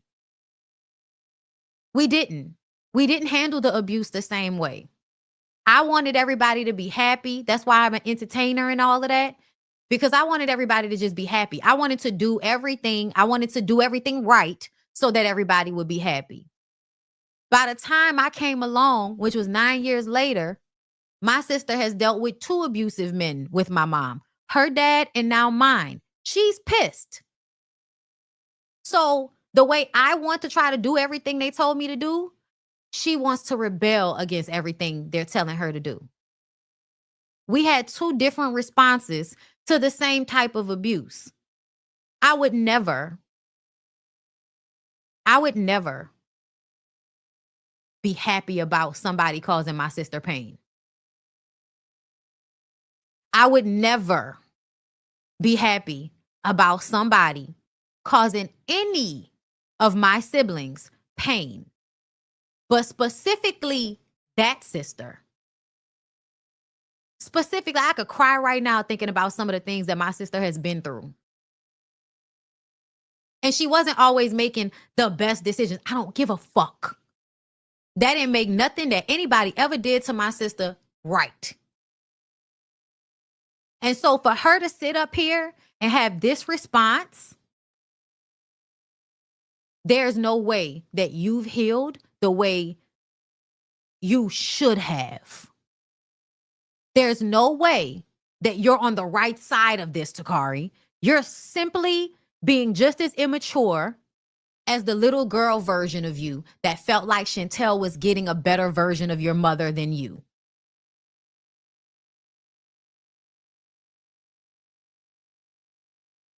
That shit made me mad because y'all, I didn't listen to the sound. And I was literally in the living room listening to it. And my husband says that sound is terrible as fuck. And I actually listened to it. And I was like, the fact that she posts this with this I don't give a fuck look on her face. The way y'all have internalized the abuse and now you think it's okay, it's normal, it's justifiable. That shit is sick. That is sick. Let me read to y'all what Chantel said to Takari, and then we're going to move on to the next topic. Takari Lee, there it is. The jealousy bug bit you. Now this all makes sense. Maybe you should have been messing with a prospect. Then you wouldn't be in the situation you in. Section 8, ain't it? Because she's responding to Takari's message that we read yesterday, which, basically, what was it? Talk shit about the fact that, she went and got her a basketball husband like her mama did, like she was raised to do. Okay. This constant commentary coming from you is giving obsessed, as if you need mommy's money and acceptance. Girl, when this is all said and done, you're going to be sitting right there in that same spot, miserable and mad at the world, waiting for the next opportunity to make a TikTok and chime in on things you claim you're so healed from. Exactly. Taunting me for experiencing some of the same shit you did makes you know better than her. Exactly. You want attention from me that you don't get from her. Here it is, sis. You want to comment on everything but the facts at hand? You too have reached a level of violence with Jackie because of her mistreatment. Meaning that you and her got into a fucking fight too, but it wasn't on TV. But here you are acting like I deserve her abuse. That's why you pulled the knife on her in Sacramento. Right. I pushed the bitch. You pulled the knife on her. But somehow I'm the bad guy. You have 3 kids she's never met, but she wants legal rights to mine. Do you hear yourself? You've been waiting to hop on the hate train, and it's sad to see. It is. I haven't spoke to you in 8 years. There's no reason for you to be on the internet making videos trying to be funny. We can both be hilarious, or you can stop trying to provoke a reaction out of me and just leave me alone. You out here on the front line standing up for someone that's never stood up for you. I need to heal, and so do you, Bookie. I'm sorry. I see not a lie present. I see not a lie present here. And this is why I said I don't know if I agree with y'all that that Chantel is the exact same as Jackie Christie. I feel like the testament to that will be the way Chantel treats her own kids, because that's what I'm talking about. How a mother has treated her children and how they now have shown up as adult women. I'm talking about this pattern of behavior throughout this generational trauma we talking about right here.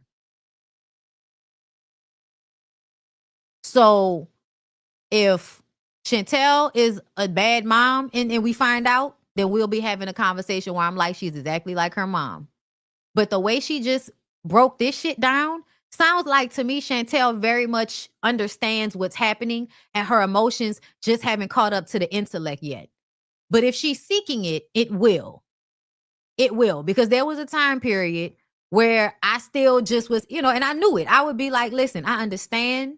My mind is telling me what's the correct response here, but my emotions are telling me fuck all that. This is all very sad. Y'all are right. This is so sad. And it's very triggering. It's very triggering. Nah, Elite Leo, you don't know that because you don't have her children's experience of her in order for you to say that. No. Just because they have some things alike does not mean they're going to be the same parent. And that's what I'm talking about. The type of parent. Let me say it again.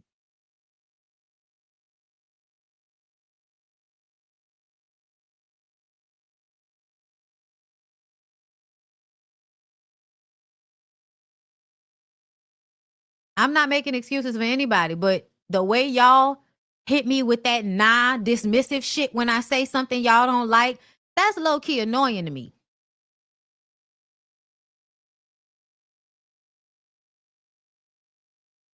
But with that being said, I'm done.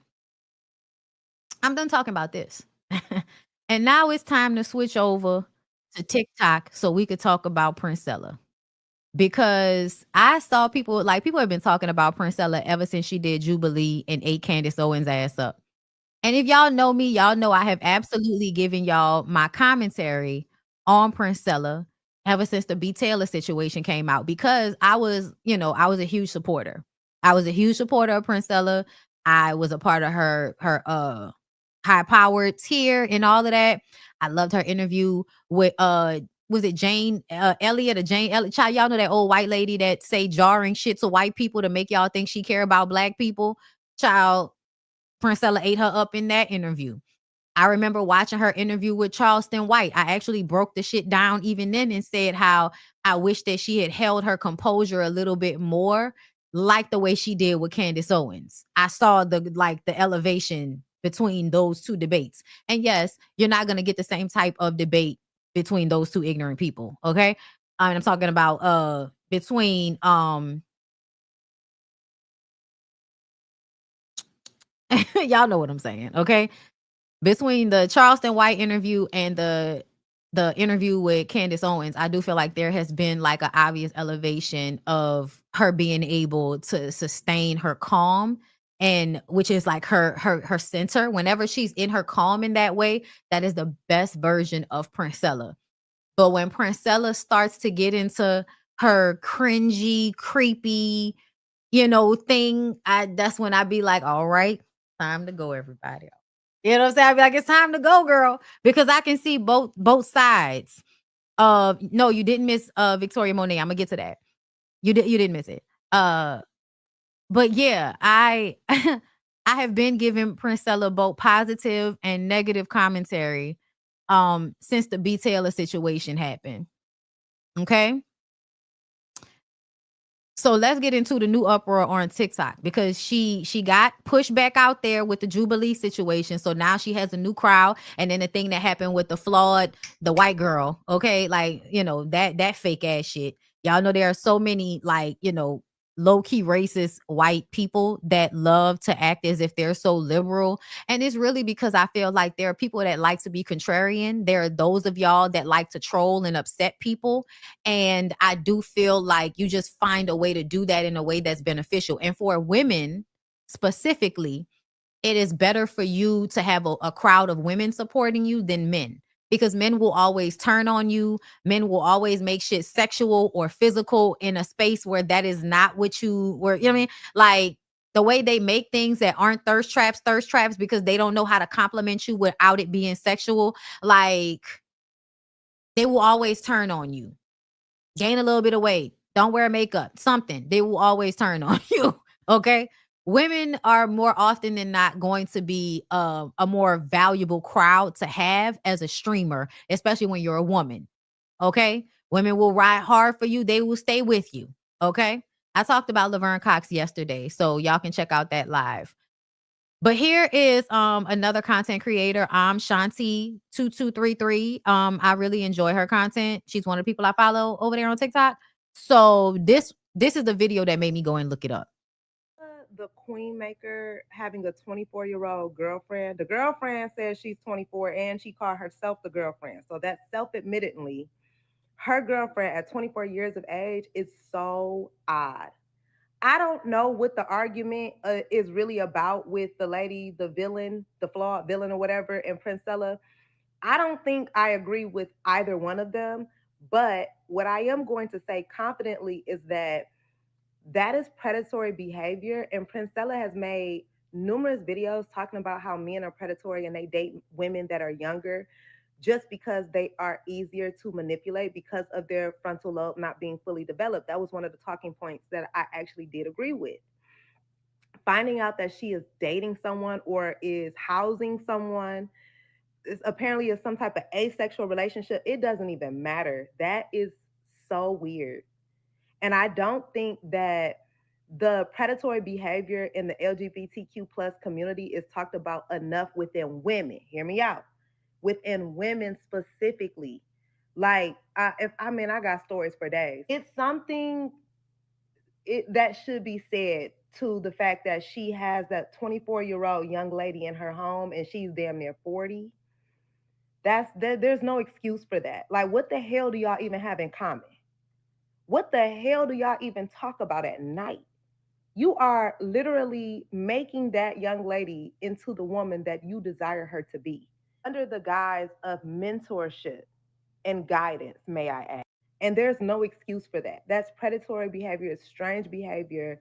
It should be called out to the floor. It totally discounts a lot of the things that discredits you for everything that you're standing for everything that you're speaking on. That's not, you can't. Come on now. I believe in calling people to the floor. And that's okay. Princeella, So the queen. then that made me have to go find. Somebody said, girl, where's your family? At home. At home, she talked to my dad. My daddy loves me. Yeah. She met my dad. But I mean, what are you talking about? Yeah. That was very pleasant. I actually got those memories that came up on my phone. Yeah, that was very pleasant.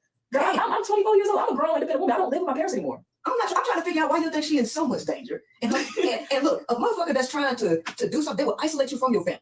They need to isolate you. You motherfuckers is hated you. Unless they are really good narcissists and know that they have to bring your family in, and your family will then like them. And then I don't know if y'all have experienced this. I've experienced this for most of my life, that if I was with someone, especially a man, that my family liked, I'm always so lucky because someone finally decided to love me, as if, bitch, the fuck, as if I'm not me. You know what I'm saying? But the way my family will support and gang up on me in support of whatever, man, child, especially Lyric, child, they think that, they think Lyric is the bee's knees. So of course they would have an attitude, you're not fixing his plate, doing all of that low key bullying shit. Like, bitch, I fixed his plate earlier today. He can fix mine right now. Are y'all okay? Like, I remember I had to pop off on them one time about that shit. I'm not that type of woman. Stop. And I don't need to be. You grasping for straws. You grasping. You're mad because you ain't cute. Listen, you're mad because you ain't cute. You're mad because you're broke. Okay? Right? You mad because a motherfucker I got the juice. You mad because I got the juice. You hate the fact that both men and women want me. That's the you don't like that. She's saucy. She get both. Yeah, I do. I got a nigga in my inbox right now. Why you had to move your leg out like that? Like you had a dick there. Yeah, stop playing, girl. You know you can't. Yo, the way they shoot they shot in the inbox, y'all. Oh my god. Don't let them fool you. Don't let them fool you. Getting up here talking about, oh, you too masculine. And y'all love that shit. You know they love a challenge. Yeah, they love that shit. You mad because you can get it over every nigga in your inbox. And I ain't know they love that. Sound familiar? Yeah. Always got to screenshot your DMs to let everybody know you get niggas. Girl, don't nobody care. Y'all don't mean nothing. Niggas stay in my goddamn inbox, okay? Y'all funny though. Trolls do make a lot. You know, we need some comedy. You know, we need to deviate. Sometimes have some fun. I'm not loving it. You seen it? I kind of feel like it's in the bedroom. Oh, it is. Mm-hmm. Y'all have any legitimate questions for me while I'm here? Y'all probably won't see me for a while because I don't be up here. Y'all be on BS sometimes. Someone said this is wholesome and you know it. Exactly. Y'all just mad. You know, I wish happiness on y'all. I don't want y'all to be miserable. No, I can't sing. I cannot sing. Speaking. Advice for teens, build your foundation. Do not date. Don't prioritize dating at all. Dating should be the last thing on your list because if you are not independent, if you can't take for yourself, if you don't have your own money, your own career, your own house, if you do not have your own resources outside of another individual, you are not qualified to be dating because if you do, that is going to put you in an unhealthy power dynamic, which will render you subservient. That's going to put you in a fucked up position. Hey, we get DMs and emails all the time about women saying they're being abused, but they don't have the money to leave. They don't have the money to leave. But that's what y'all are chasing when you on that sprinkle shit. When you want a man to fund your life, when you want somebody to buy you things that you can't afford yourself, you set yourself up for subservience. You putting yourself in submission. Now, we could say the same thing about you getting into a relationship with a woman with a very pimp-like vernacular. Oh my God. Okay. Let me see if there's any more. I really don't care about her and that white girl and whatever the fuck's going on with that. I don't care. What?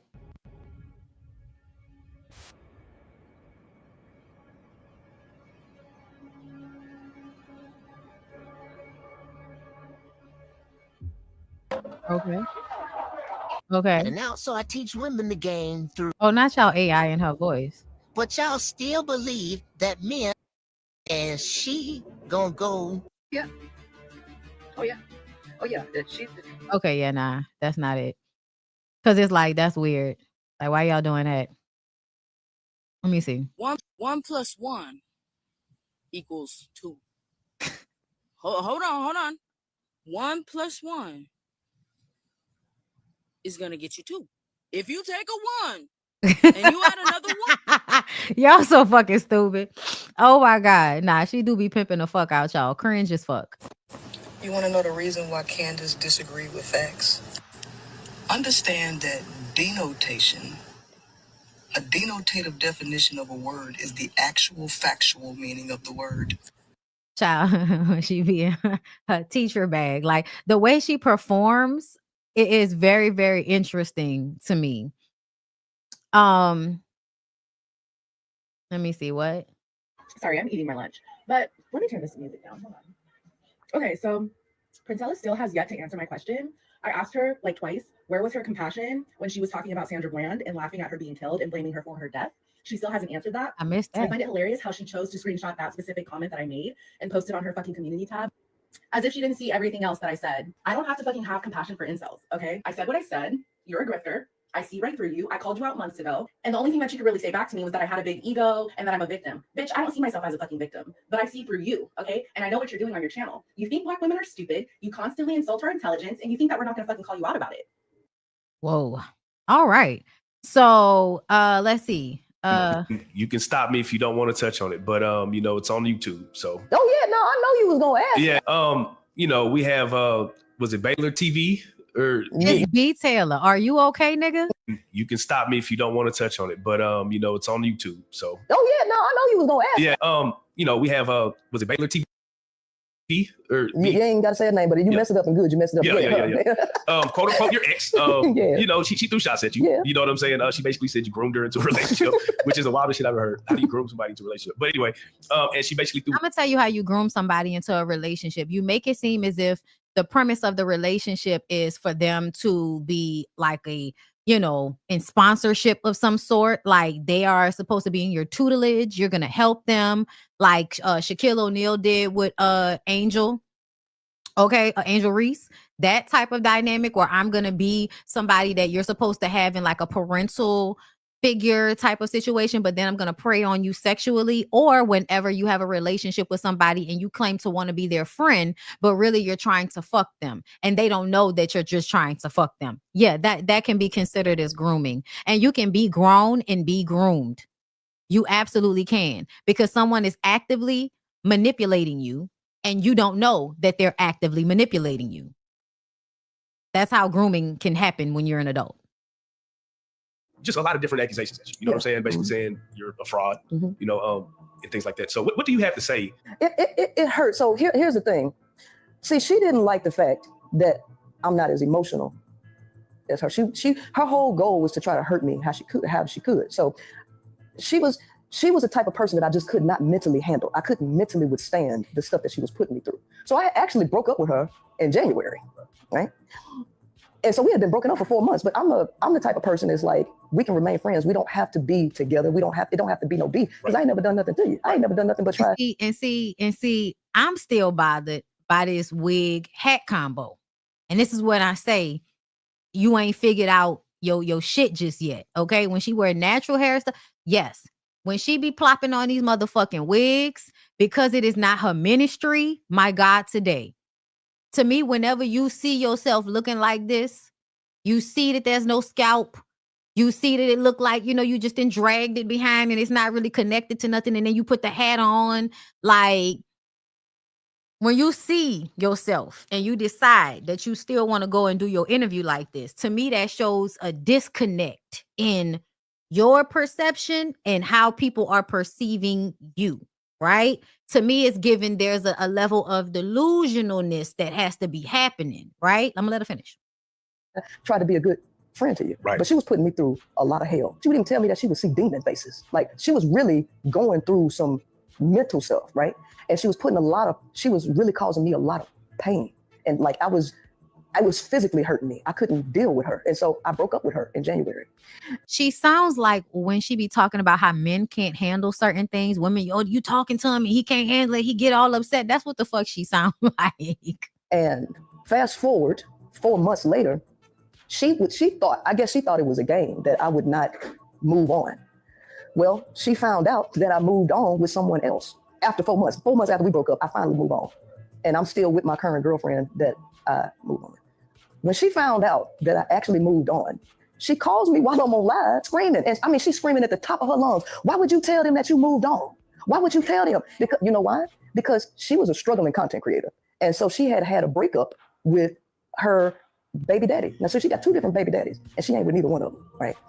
And so she broke up. What the fuck that got to do with the price of tea in China? See, when you throw in shit like that, manipulation. You want somebody, you're dog whistling for somebody to give her the ain't shit single moniker. Online with her second baby daddy.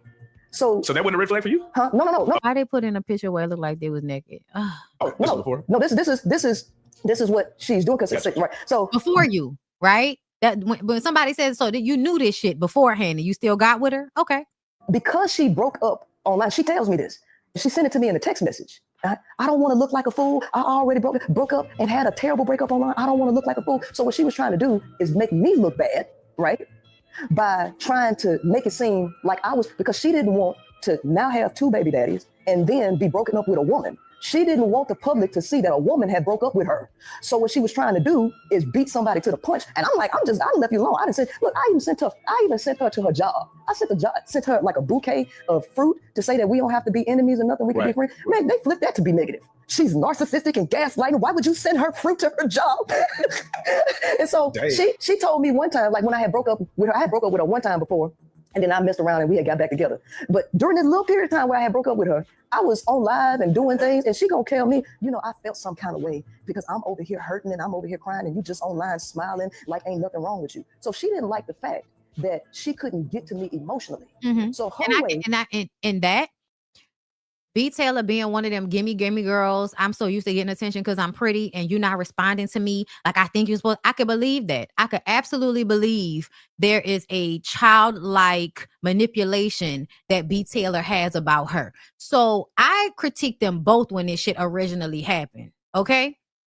But the way Princeella, child, they be big mad about me. Child, Shout out to Dominique Morgan. But the folks been mad at me about my commentary about Jackie. Of thinking that she was gonna hurt me was to bring my child and smear my child all over. She didn't smear your child. She talked about the way you weren't really raising your child in a healthy manner. Once she said certain things, a lot of us that were watching you consistently connected the dots that, yeah, you were online late at night, often for long periods of time. And that little girl was in there eating pizza and drinking Sprite. And, you know, it gave no schedule. It gave no healthy diet. It gave, she eat what I eat. She go where I go. She do what I do. And that's not always the best thing to do for children that may have extra needs. So her critique of you in that respect was, to me, spot on based on what we had all been seeing of you. The internet to say that I'm abusive, and she did it just because she wanted a response out of me. And so she have them calling CPS and bringing CPS to my house on a totally fabricated lie. All because you're mad that I broke up with you and moved on with somebody else, and that I wasn't crying and showing signs of emotional instability. That's what. Okay. Crying is not a sign of emotional instability, but okay. It's a release. It means you weren't processing anything. And I think what she was probably really clocking was your lack of emotion being like that stoicism. And that's kind of like emotionally dishonest, or it shows that you don't have real feelings, which can be scary when you've been manipulating someone with emotion. And then for them to try to invoke emotion out of you when they're sad about something and there's nothing there, it will play you out to be somebody that's probably like a sociopath. You don't really have real emotions. You perform emotions for a desired effect. I feel like that can be said about either one of y'all, to be honest. So it's not even like I don't see how B. Taylor was also, you know, somebody that probably was angry that you moved on. But did it mean that CPS shouldn't have been called? I don't know, bitch. Are you doing better with your daughter now that happened? Or is she still with no sleep schedule? Or are you now getting a 24-year-old to help you with the baby so that the baby gets the care that the baby needs? Because nobody was helping you with the baby before, for real. We thought somebody was there. But oh no. So yeah, y'all, it's a lot that be going on with Princeella. And I do feel like her being smart and highly educated,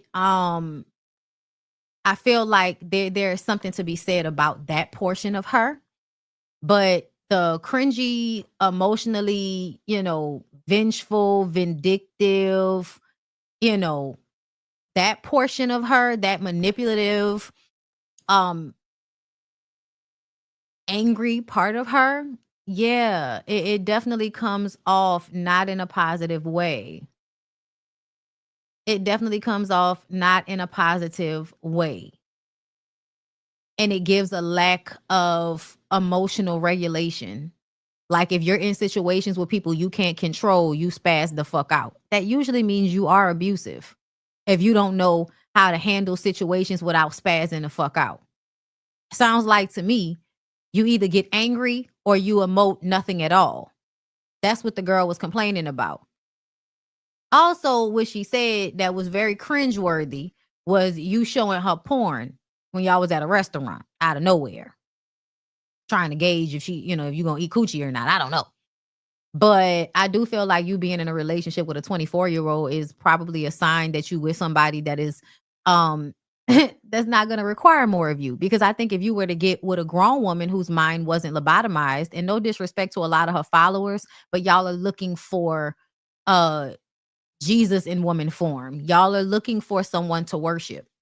A lot of the women, and I saw it for myself, a lot of y'all are in there wanting to worship and view her as a leader of some sort. And really what you should be gauging from her commentary is how to lead yourself, how to critically think for yourself. And there's a time period where you will need her type of commentary, and there's a time period where you may not. It may have run its course, like it did for a lot of people that watched her at the beginning.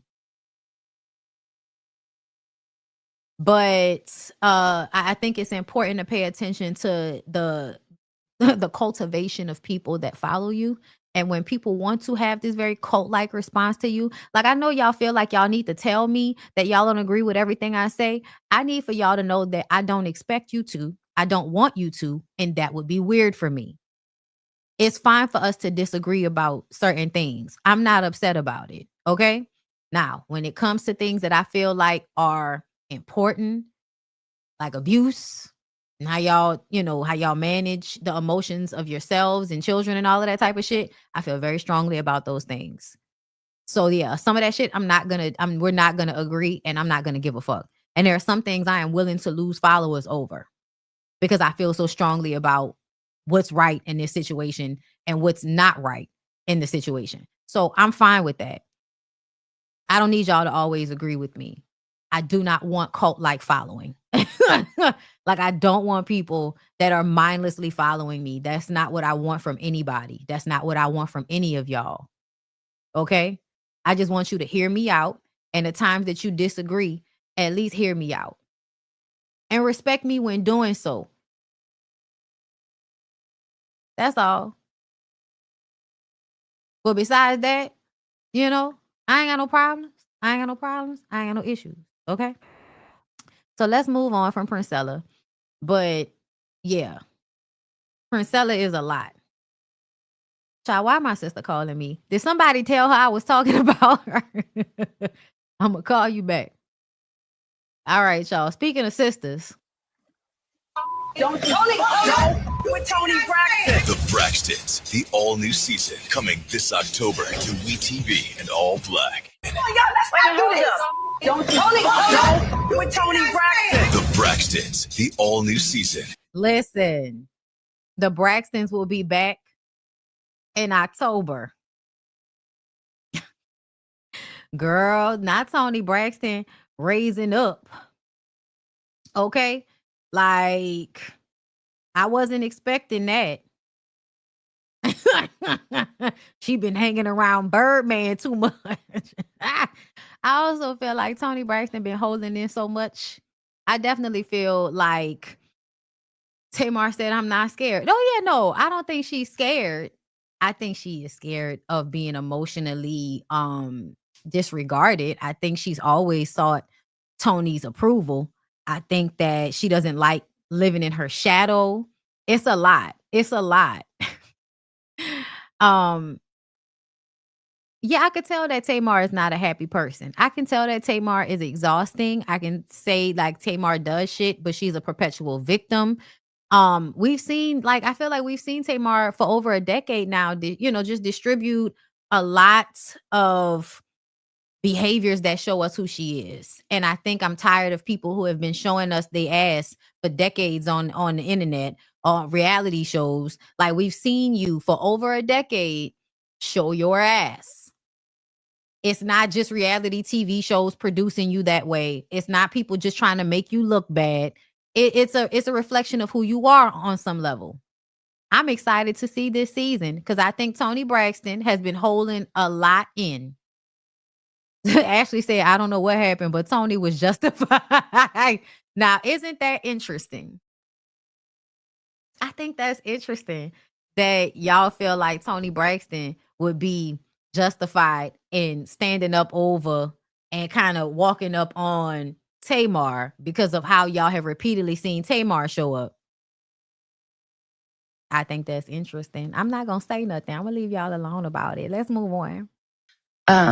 I had a person on my team, though the intentions were good, really, really hurt my feelings because they made a PowerPoint presentation to me about how difficult it will be for me. So how much childcare is, what...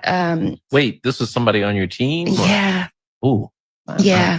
And the finale of the presentation was, what's the rush? So it felt like an encouragement to get an abortion. Wow. So that was really, really hurtful. I had a person on my team, though the intentions were good, really, really hurt my feelings because they made a PowerPoint presentation to me about how difficult it will be for me. So how much childcare is, what... Wait, this was somebody on your team? Okay.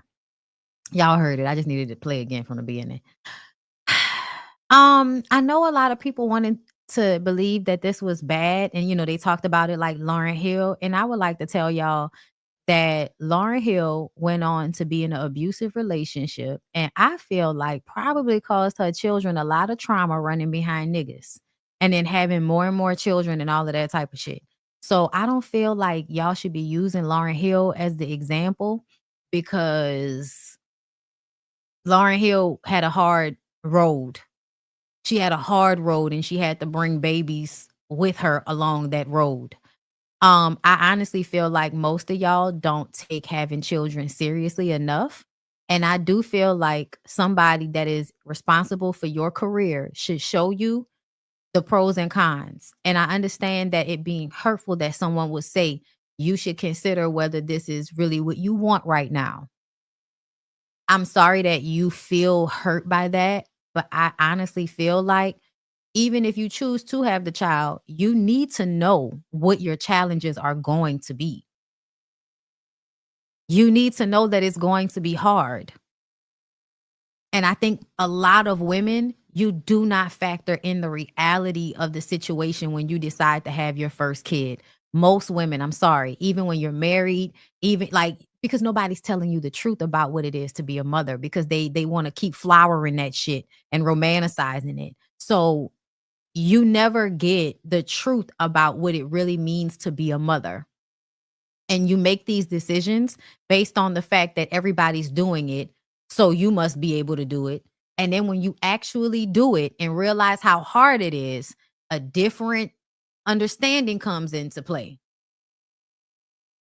So I personally feel like most people should have somebody in their life that when they get pregnant with their first child, somebody sits them down within the 3-month mark with a fucking PowerPoint that explains to them, or they need to make it for themselves, how is having this baby going to affect my life, and if that outweighs how I feel about having this baby.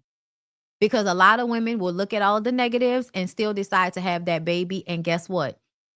More power to you, sis. I hope you're able to do everything that you intend to do with your life, as well as keep your child whole and happy and healthy. I actually don't feel any way about women being single mothers and doing it on their own and all of that. I don't care, because I feel like no matter what women's intentions are, they will a lot of the times be doing this work alone. So I don't care that it starts out that way. I don't care that you knew you were going to be. I don't give a fuck, because I feel like people come out just fine without the father being present all the time. Like, y'all can act like that's not real, but you will literally walk around in life meeting a lot of people that did not have a good relationship with their father. Their mama was there every day, and whether they hate her or love her, she was the one that was primarily responsible for them staying alive. So I feel like most women should have somebody do this for them. Okay? And no, this was private. This was private. This was something she had to share with us. No manager is going to give you an online PowerPoint about why you shouldn't have a baby. They need to be fired if they do some shit like that. And I'm not talking about your ignorant ass family members making a PowerPoint and putting it on Facebook. No, we talking about in real life, having a personal conversation with somebody you love and care about, letting them know that this is going to be your challenges as a new mother. And if you are okay with all of these challenges and you've thought out ways to counteract or to deal with those challenges, go ahead and do your thing. Congratulations, mama. Okay? But if not, it is perfectly fine to decide that I do not want to be pregnant anymore, and I don't want to have a child at this juncture. It is perfectly fine. It is more than okay to say, I don't have the tools right now. This would not be the best time to bring a child into this world. Because I promise you, if that child is meant to be here, they will be here when you are more equipped. Ain't nobody stopping children that's supposed to get here from getting here. Okay? So I know she felt slighted in some way about that, but I personally feel like that was the best thing somebody could have done for her, was to give her the reality of the situation. Yes, and a lot of women express regret after they become mothers. A lot of women abuse their children. A lot of them have them for the love of some man. A lot of them have babies so that they can feel fulfilled and loved unconditionally by somebody, and that sets a off power, power dynamic with you and your parent when they are looking to you for their emotional fulfillment. It can sometimes, because you're a child, it will mean you will put their emotions ahead of yours because you already are more inclined to look up to your parents, especially your mom. You share the body with her. There are all these hormones that connect you that are going to play a role in how you think about your parent. Right. No, when no one talks about the pitfalls of special needs, not being able to breastfeed, depression, anxiety, not getting enough help, living in a capitalist society that makes it hard for you to take the time that you may actually need to heal from pregnancy because you don't know how it's going to go. So, yeah, Victoria girl, that was actually a good thing that them people did for you. Just to be clear. Okay. We will not be returning. Ooh, ladies first panel will not be returning until August. Okay. So we'll be back in August. We're taking a break. All right. And I'm also gonna tell y'all right now, I know y'all thought this shit was funny, but the way y'all are the way y'all are posting this picture, I don't like it.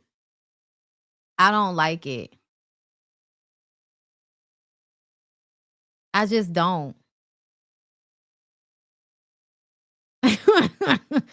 Like, I don't like it, you guys. It feels re-traumatizing. It feels like nanny boo boo, you got punched in the face by your mom.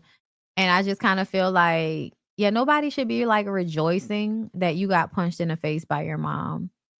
Like, I don't think y'all should be rejoicing in that fact. Especially if you know that someone has had a terrible experience with their mother in childhood. Like, just saying. And this right here, I wanted to play this for y'all before I go because I just want to remind y'all to stop doing shit for niggas. For y'all bitches out there that I love, y'all faces don't move no more at all. And I think that y'all just think that niggas is stupid, so we don't see. We see, we just don't say nothing. So now our beef, we got somehow past the lip injections. Your face ain't. I didn't get past the lip injections. No, what I'm saying is there's more beefs. I never thought there could be. Y'all face don't budge no more, and we saying funny stuff. Y'all laughing like yeah, your lip don't move. Whatever y'all, that doctor, that Botox and them fillers and them bundle packages, slow it the fuck down, bitch. You 23. Too much. You're not even old enough for this shit. You didn't even grow to your features yet, girl. First of all, who are you screaming at? There's a microphone right there. Like, why are you yelling? Who are you yelling at? And y'all know I always want y'all to leave yourselves alone. But I do understand, the girls that go get that little boop boop to help them feel a little bit more youthful as we're aging and bags under your eyes, girl. I feel like the environment we live in sucks our youth. So the things that women want to do in order to make themselves feel their best, I have no problem with. But y'all know I promote finding ways to do those things naturally because I'm just always scared of how these outside things will fuck up your shit. You know what I'm saying? Like the women that get filler and Botox and then it has some nerve issue, in their face. Like I'm always nervous about that type of shit. So my viewpoint about it is being, careful about it because how it can harm what you already have, that probably nothing is wrong with you. You just want to be a little bit better and it can cause you to have issues that you didn't even have before. So that's the standpoint that I come from with it. I just don't understand why men are so upset, especially when I feel like they have pushed this on to women by never dating women their full age for the most part. Like, you're always dating someone younger than you. Y'all promote men dating younger women. Y'all say that women over the age of, 35, they're over a hill or some shit. Our entire society is pushing on us to be anti-aging and to not age and to look young for as long as possible. And then in the Black community specifically, we're supposed to be looking 15 to 20 years younger than our actual age at all times in order for our melanin to be melanin. So I find it really annoying when men act like they don't know how women got to the place of doing all of this shit to themselves, because the women care about how y'all see them, and y'all's projections of what a woman should be are always changing and fickle, which is why women should never be looking at themselves through the gaze of how men will see them, because men like whatever you like. Whatever you decide to do, that's what they gonna like. And if they don't like it, they should get the fuck on. All right. I'm gonna leave y'all with this. All right. Because, you know, the holistic psychologist is somebody that I really, you know, love to follow. She does really great work and really great explanations and breakdowns. And I just want to play this one and maybe one other clip for y'all before I get out of here. How to be emotionally mature. Like to practice emotional maturity. I want to talk about what happened last night. Okay, let's talk about it. You really hurt my feelings. And when you shut down like that, I feel rejected and like I don't matter to you. Right now, you want to focus on what the other person said they're feeling, not on defending yourself or on how you feel, like this. Okay, I know you must have felt alone, and I know I shut down really quickly. What would you have wanted me to do in that situation that would have made you feel heard? Well, instead of telling me that I was taking things too personally and being sensitive, I would have just wanted you to take in what I was saying. It bothers me when you make jokes like that. Now you want to be vulnerable, which will allow the other person to trust you and to know that they can be safe when they express themselves, like this. I think when you called me out, I felt ashamed and embarrassed, and I didn't know how to deal with that. So I just projected it onto you, and I made you the issue. Those jokes bother you, and I won't do it again. I know it's a little bit low. I don't know why it's like that whenever it's something on TikTok. It's This is what it looks like to practice emotional maturity. Yeah. I want to talk about what happened last night. Okay, let's talk about it. You really hurt my feelings. And when you shut down like that, I feel rejected and like I don't matter to you. Right now, you want to focus on what the other person said they're feeling, not Okay, listen. Okay, cause look, that made me boohoo loud in my ear.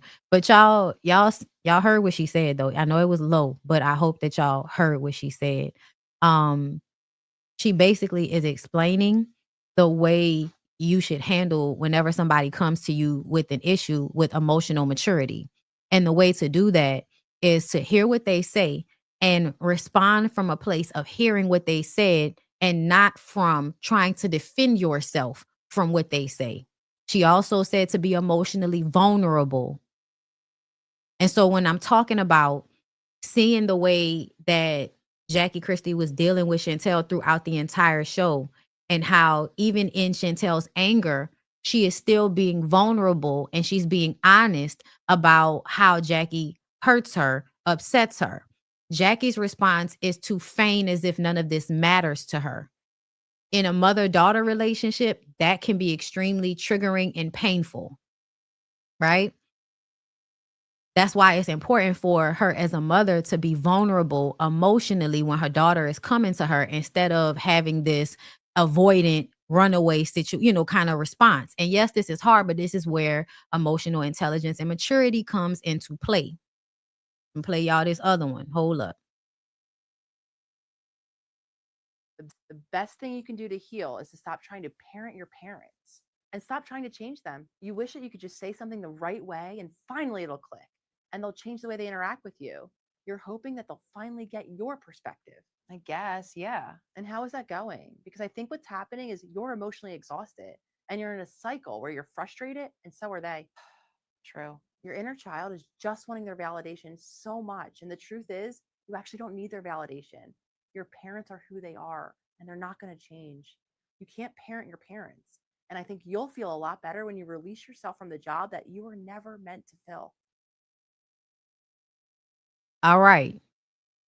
If y'all heard that, y'all heard what she said and how she explained it about trying to parent your parent and how frustrating it can be. That is where I feel like Chantel still is, right? You're still in a space where you feel like if you just say something, if you respond in a certain manner, it's going to force your parent to respond in an emotionally vulnerable way, which will then show you some amount of honesty from them so that you can then feel safe to soften. But if they never show you that, there is no space for you to soften because you're in defense mode because of whatever you're triggered by in you guys' relationship. I'm gonna let it play again. The best thing you can do to heal is to stop trying to parent your parents and stop trying to change them. You wish that you could just say something the right way and finally it'll click and they'll change the way they interact with you. You're hoping that they'll finally get your perspective. I guess, yeah. And how is that going? Because I think what's happening is you're emotionally exhausted and you're in a cycle where you're frustrated and so are they. True. Your inner child is just wanting their validation so much. And the truth is, you actually don't need their validation. Your parents are who they are and they're not going to change. You can't parent your parents. And I think you'll feel a lot better when you release yourself from the job that you were never meant to fill. The best thing you can do to heal is to stop. Okay. And that's where Chantel needs to get to. And that's the place that a lot of y'all were saying that she needs to be at right now. Like right now, she needs to be in a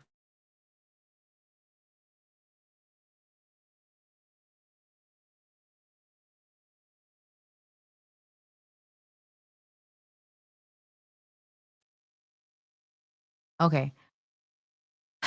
Back to what I was saying. Chantel needs to get to this place, but she's not in this place yet. And a lot of y'all were describing, oh, just don't go around her. I feel like y'all are like really being y'all are overestimating how hard it is. No, underestimating. I'm sorry. Y'all are underestimating how hard it is to be in a space where you can accept that you can't change your parent and accept that this is who they are. And now you have to move around them in a way that protects yourself. It takes a lot of work to get to that place. And I feel like it's crazy to expect people to like automatically get to this place of, I'm just not going to deal with you anymore. Because I feel like we go in and out of that. You go through in and out, like that's your parent, like it's your family. You go through times where you're not speaking to them. You go through times where you're not talking to them. And then you find your way back to them and y'all have a good moment. And then that makes you want to reconnect. And then y'all go through a cycle where you might have another bad moment again, which will then pull you away. So I feel like while I do understand and I agree that she needs to mature and get to this place and all of that, I still feel like we have to stop expecting the adult children to parent the parents and to handle the parents with kid gloves and to have all of this emotional fortitude to not get upset and not be triggered and handle the parent appropriately. Like you put all of that weight on the person that was being raised by the other person. And that's where I feel like we're having a disconnect and people understanding like where I'm coming from with this. There needs to be greater responsibility on the person that's higher in the hierarchy. Y'all want to keep living by these hierarchical systems that y'all think protect y'all? Okay. Then as the person at the top, as the parent, you have more responsibility to your children. You have more responsibility to be calm. You have more responsibility to not allow your triggered emotions to have you react instead of respond.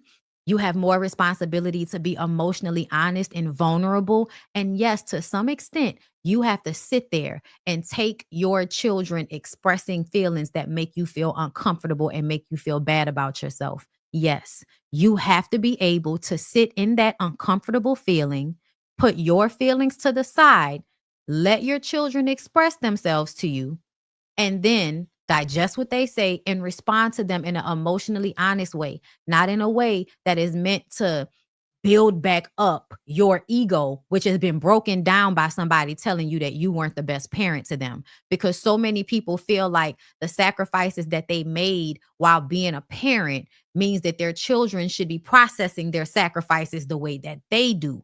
And that's not realistic. Children are processing your sacrifices the way you explain it to them, but they're also processing their experience of you, which means you might have all of the great intentions in the world with your children, but if you scarred them, you have to be okay with the fact that it takes time.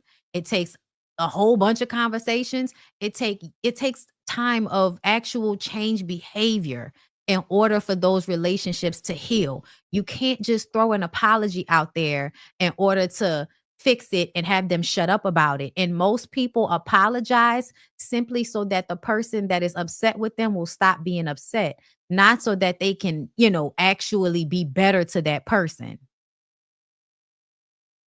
So yeah, I'm really going to continue to drive this home. And if I lose you, then I lost you.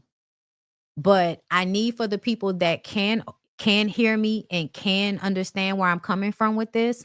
I need for them, the people that are going to get it. Everybody else, if it's not for you, if you feel like you can't understand where I'm coming from, if what I'm saying is not on your frequency, that is perfectly fine. It is okay. Doesn't mean what I'm saying is wrong. Okay? But anyway, if I see something else and I want to further discuss this, because I feel like this is a huge issue in the Black community, the way the abuse and the neglect of children is accepted as something that we should just get over and be okay with at some point, because now we're adults, as if those wounds don't last our entire lives. Like, how many times do y'all need to see people's examples of how their childhoods really shaped who they are? It shaped their perspective. It shaped how they see the world, how they see themselves, and how they move in the world, right? So yeah, I appreciate y'all that hear me out, that are not dismissive, that even if you do disagree, you are trying to hear me and understand where I'm coming from with this, and you're not just automatically dismissing and perceiving what I'm saying as we're excusing Chantel's behavior. Instead, I'm telling you why and asking for you to focus on the behaviors so that we can all change our mindsets about how we deal with each other, because there is a callousness, there's a lack of empathy, and it just doesn't feel good to watch a lot of y'all respond to this violent situation between mother and daughter in a way that you are happy about the violence. You feel like, oh, yay, great. Jackie handled her daughter pushing her with even greater violence. Yay. Yeah, y'all. Whoa. Tell me you hate your kids without telling me you hate your kids. Okay? So yeah, I gotta go. I might be back later. And then I might not. We'll see. Because I need to go get my workout done. But either way, I love you guys. Thank you for watching. Like, comment, subscribe, and I'll see y'all in the next one. All right? Peace out.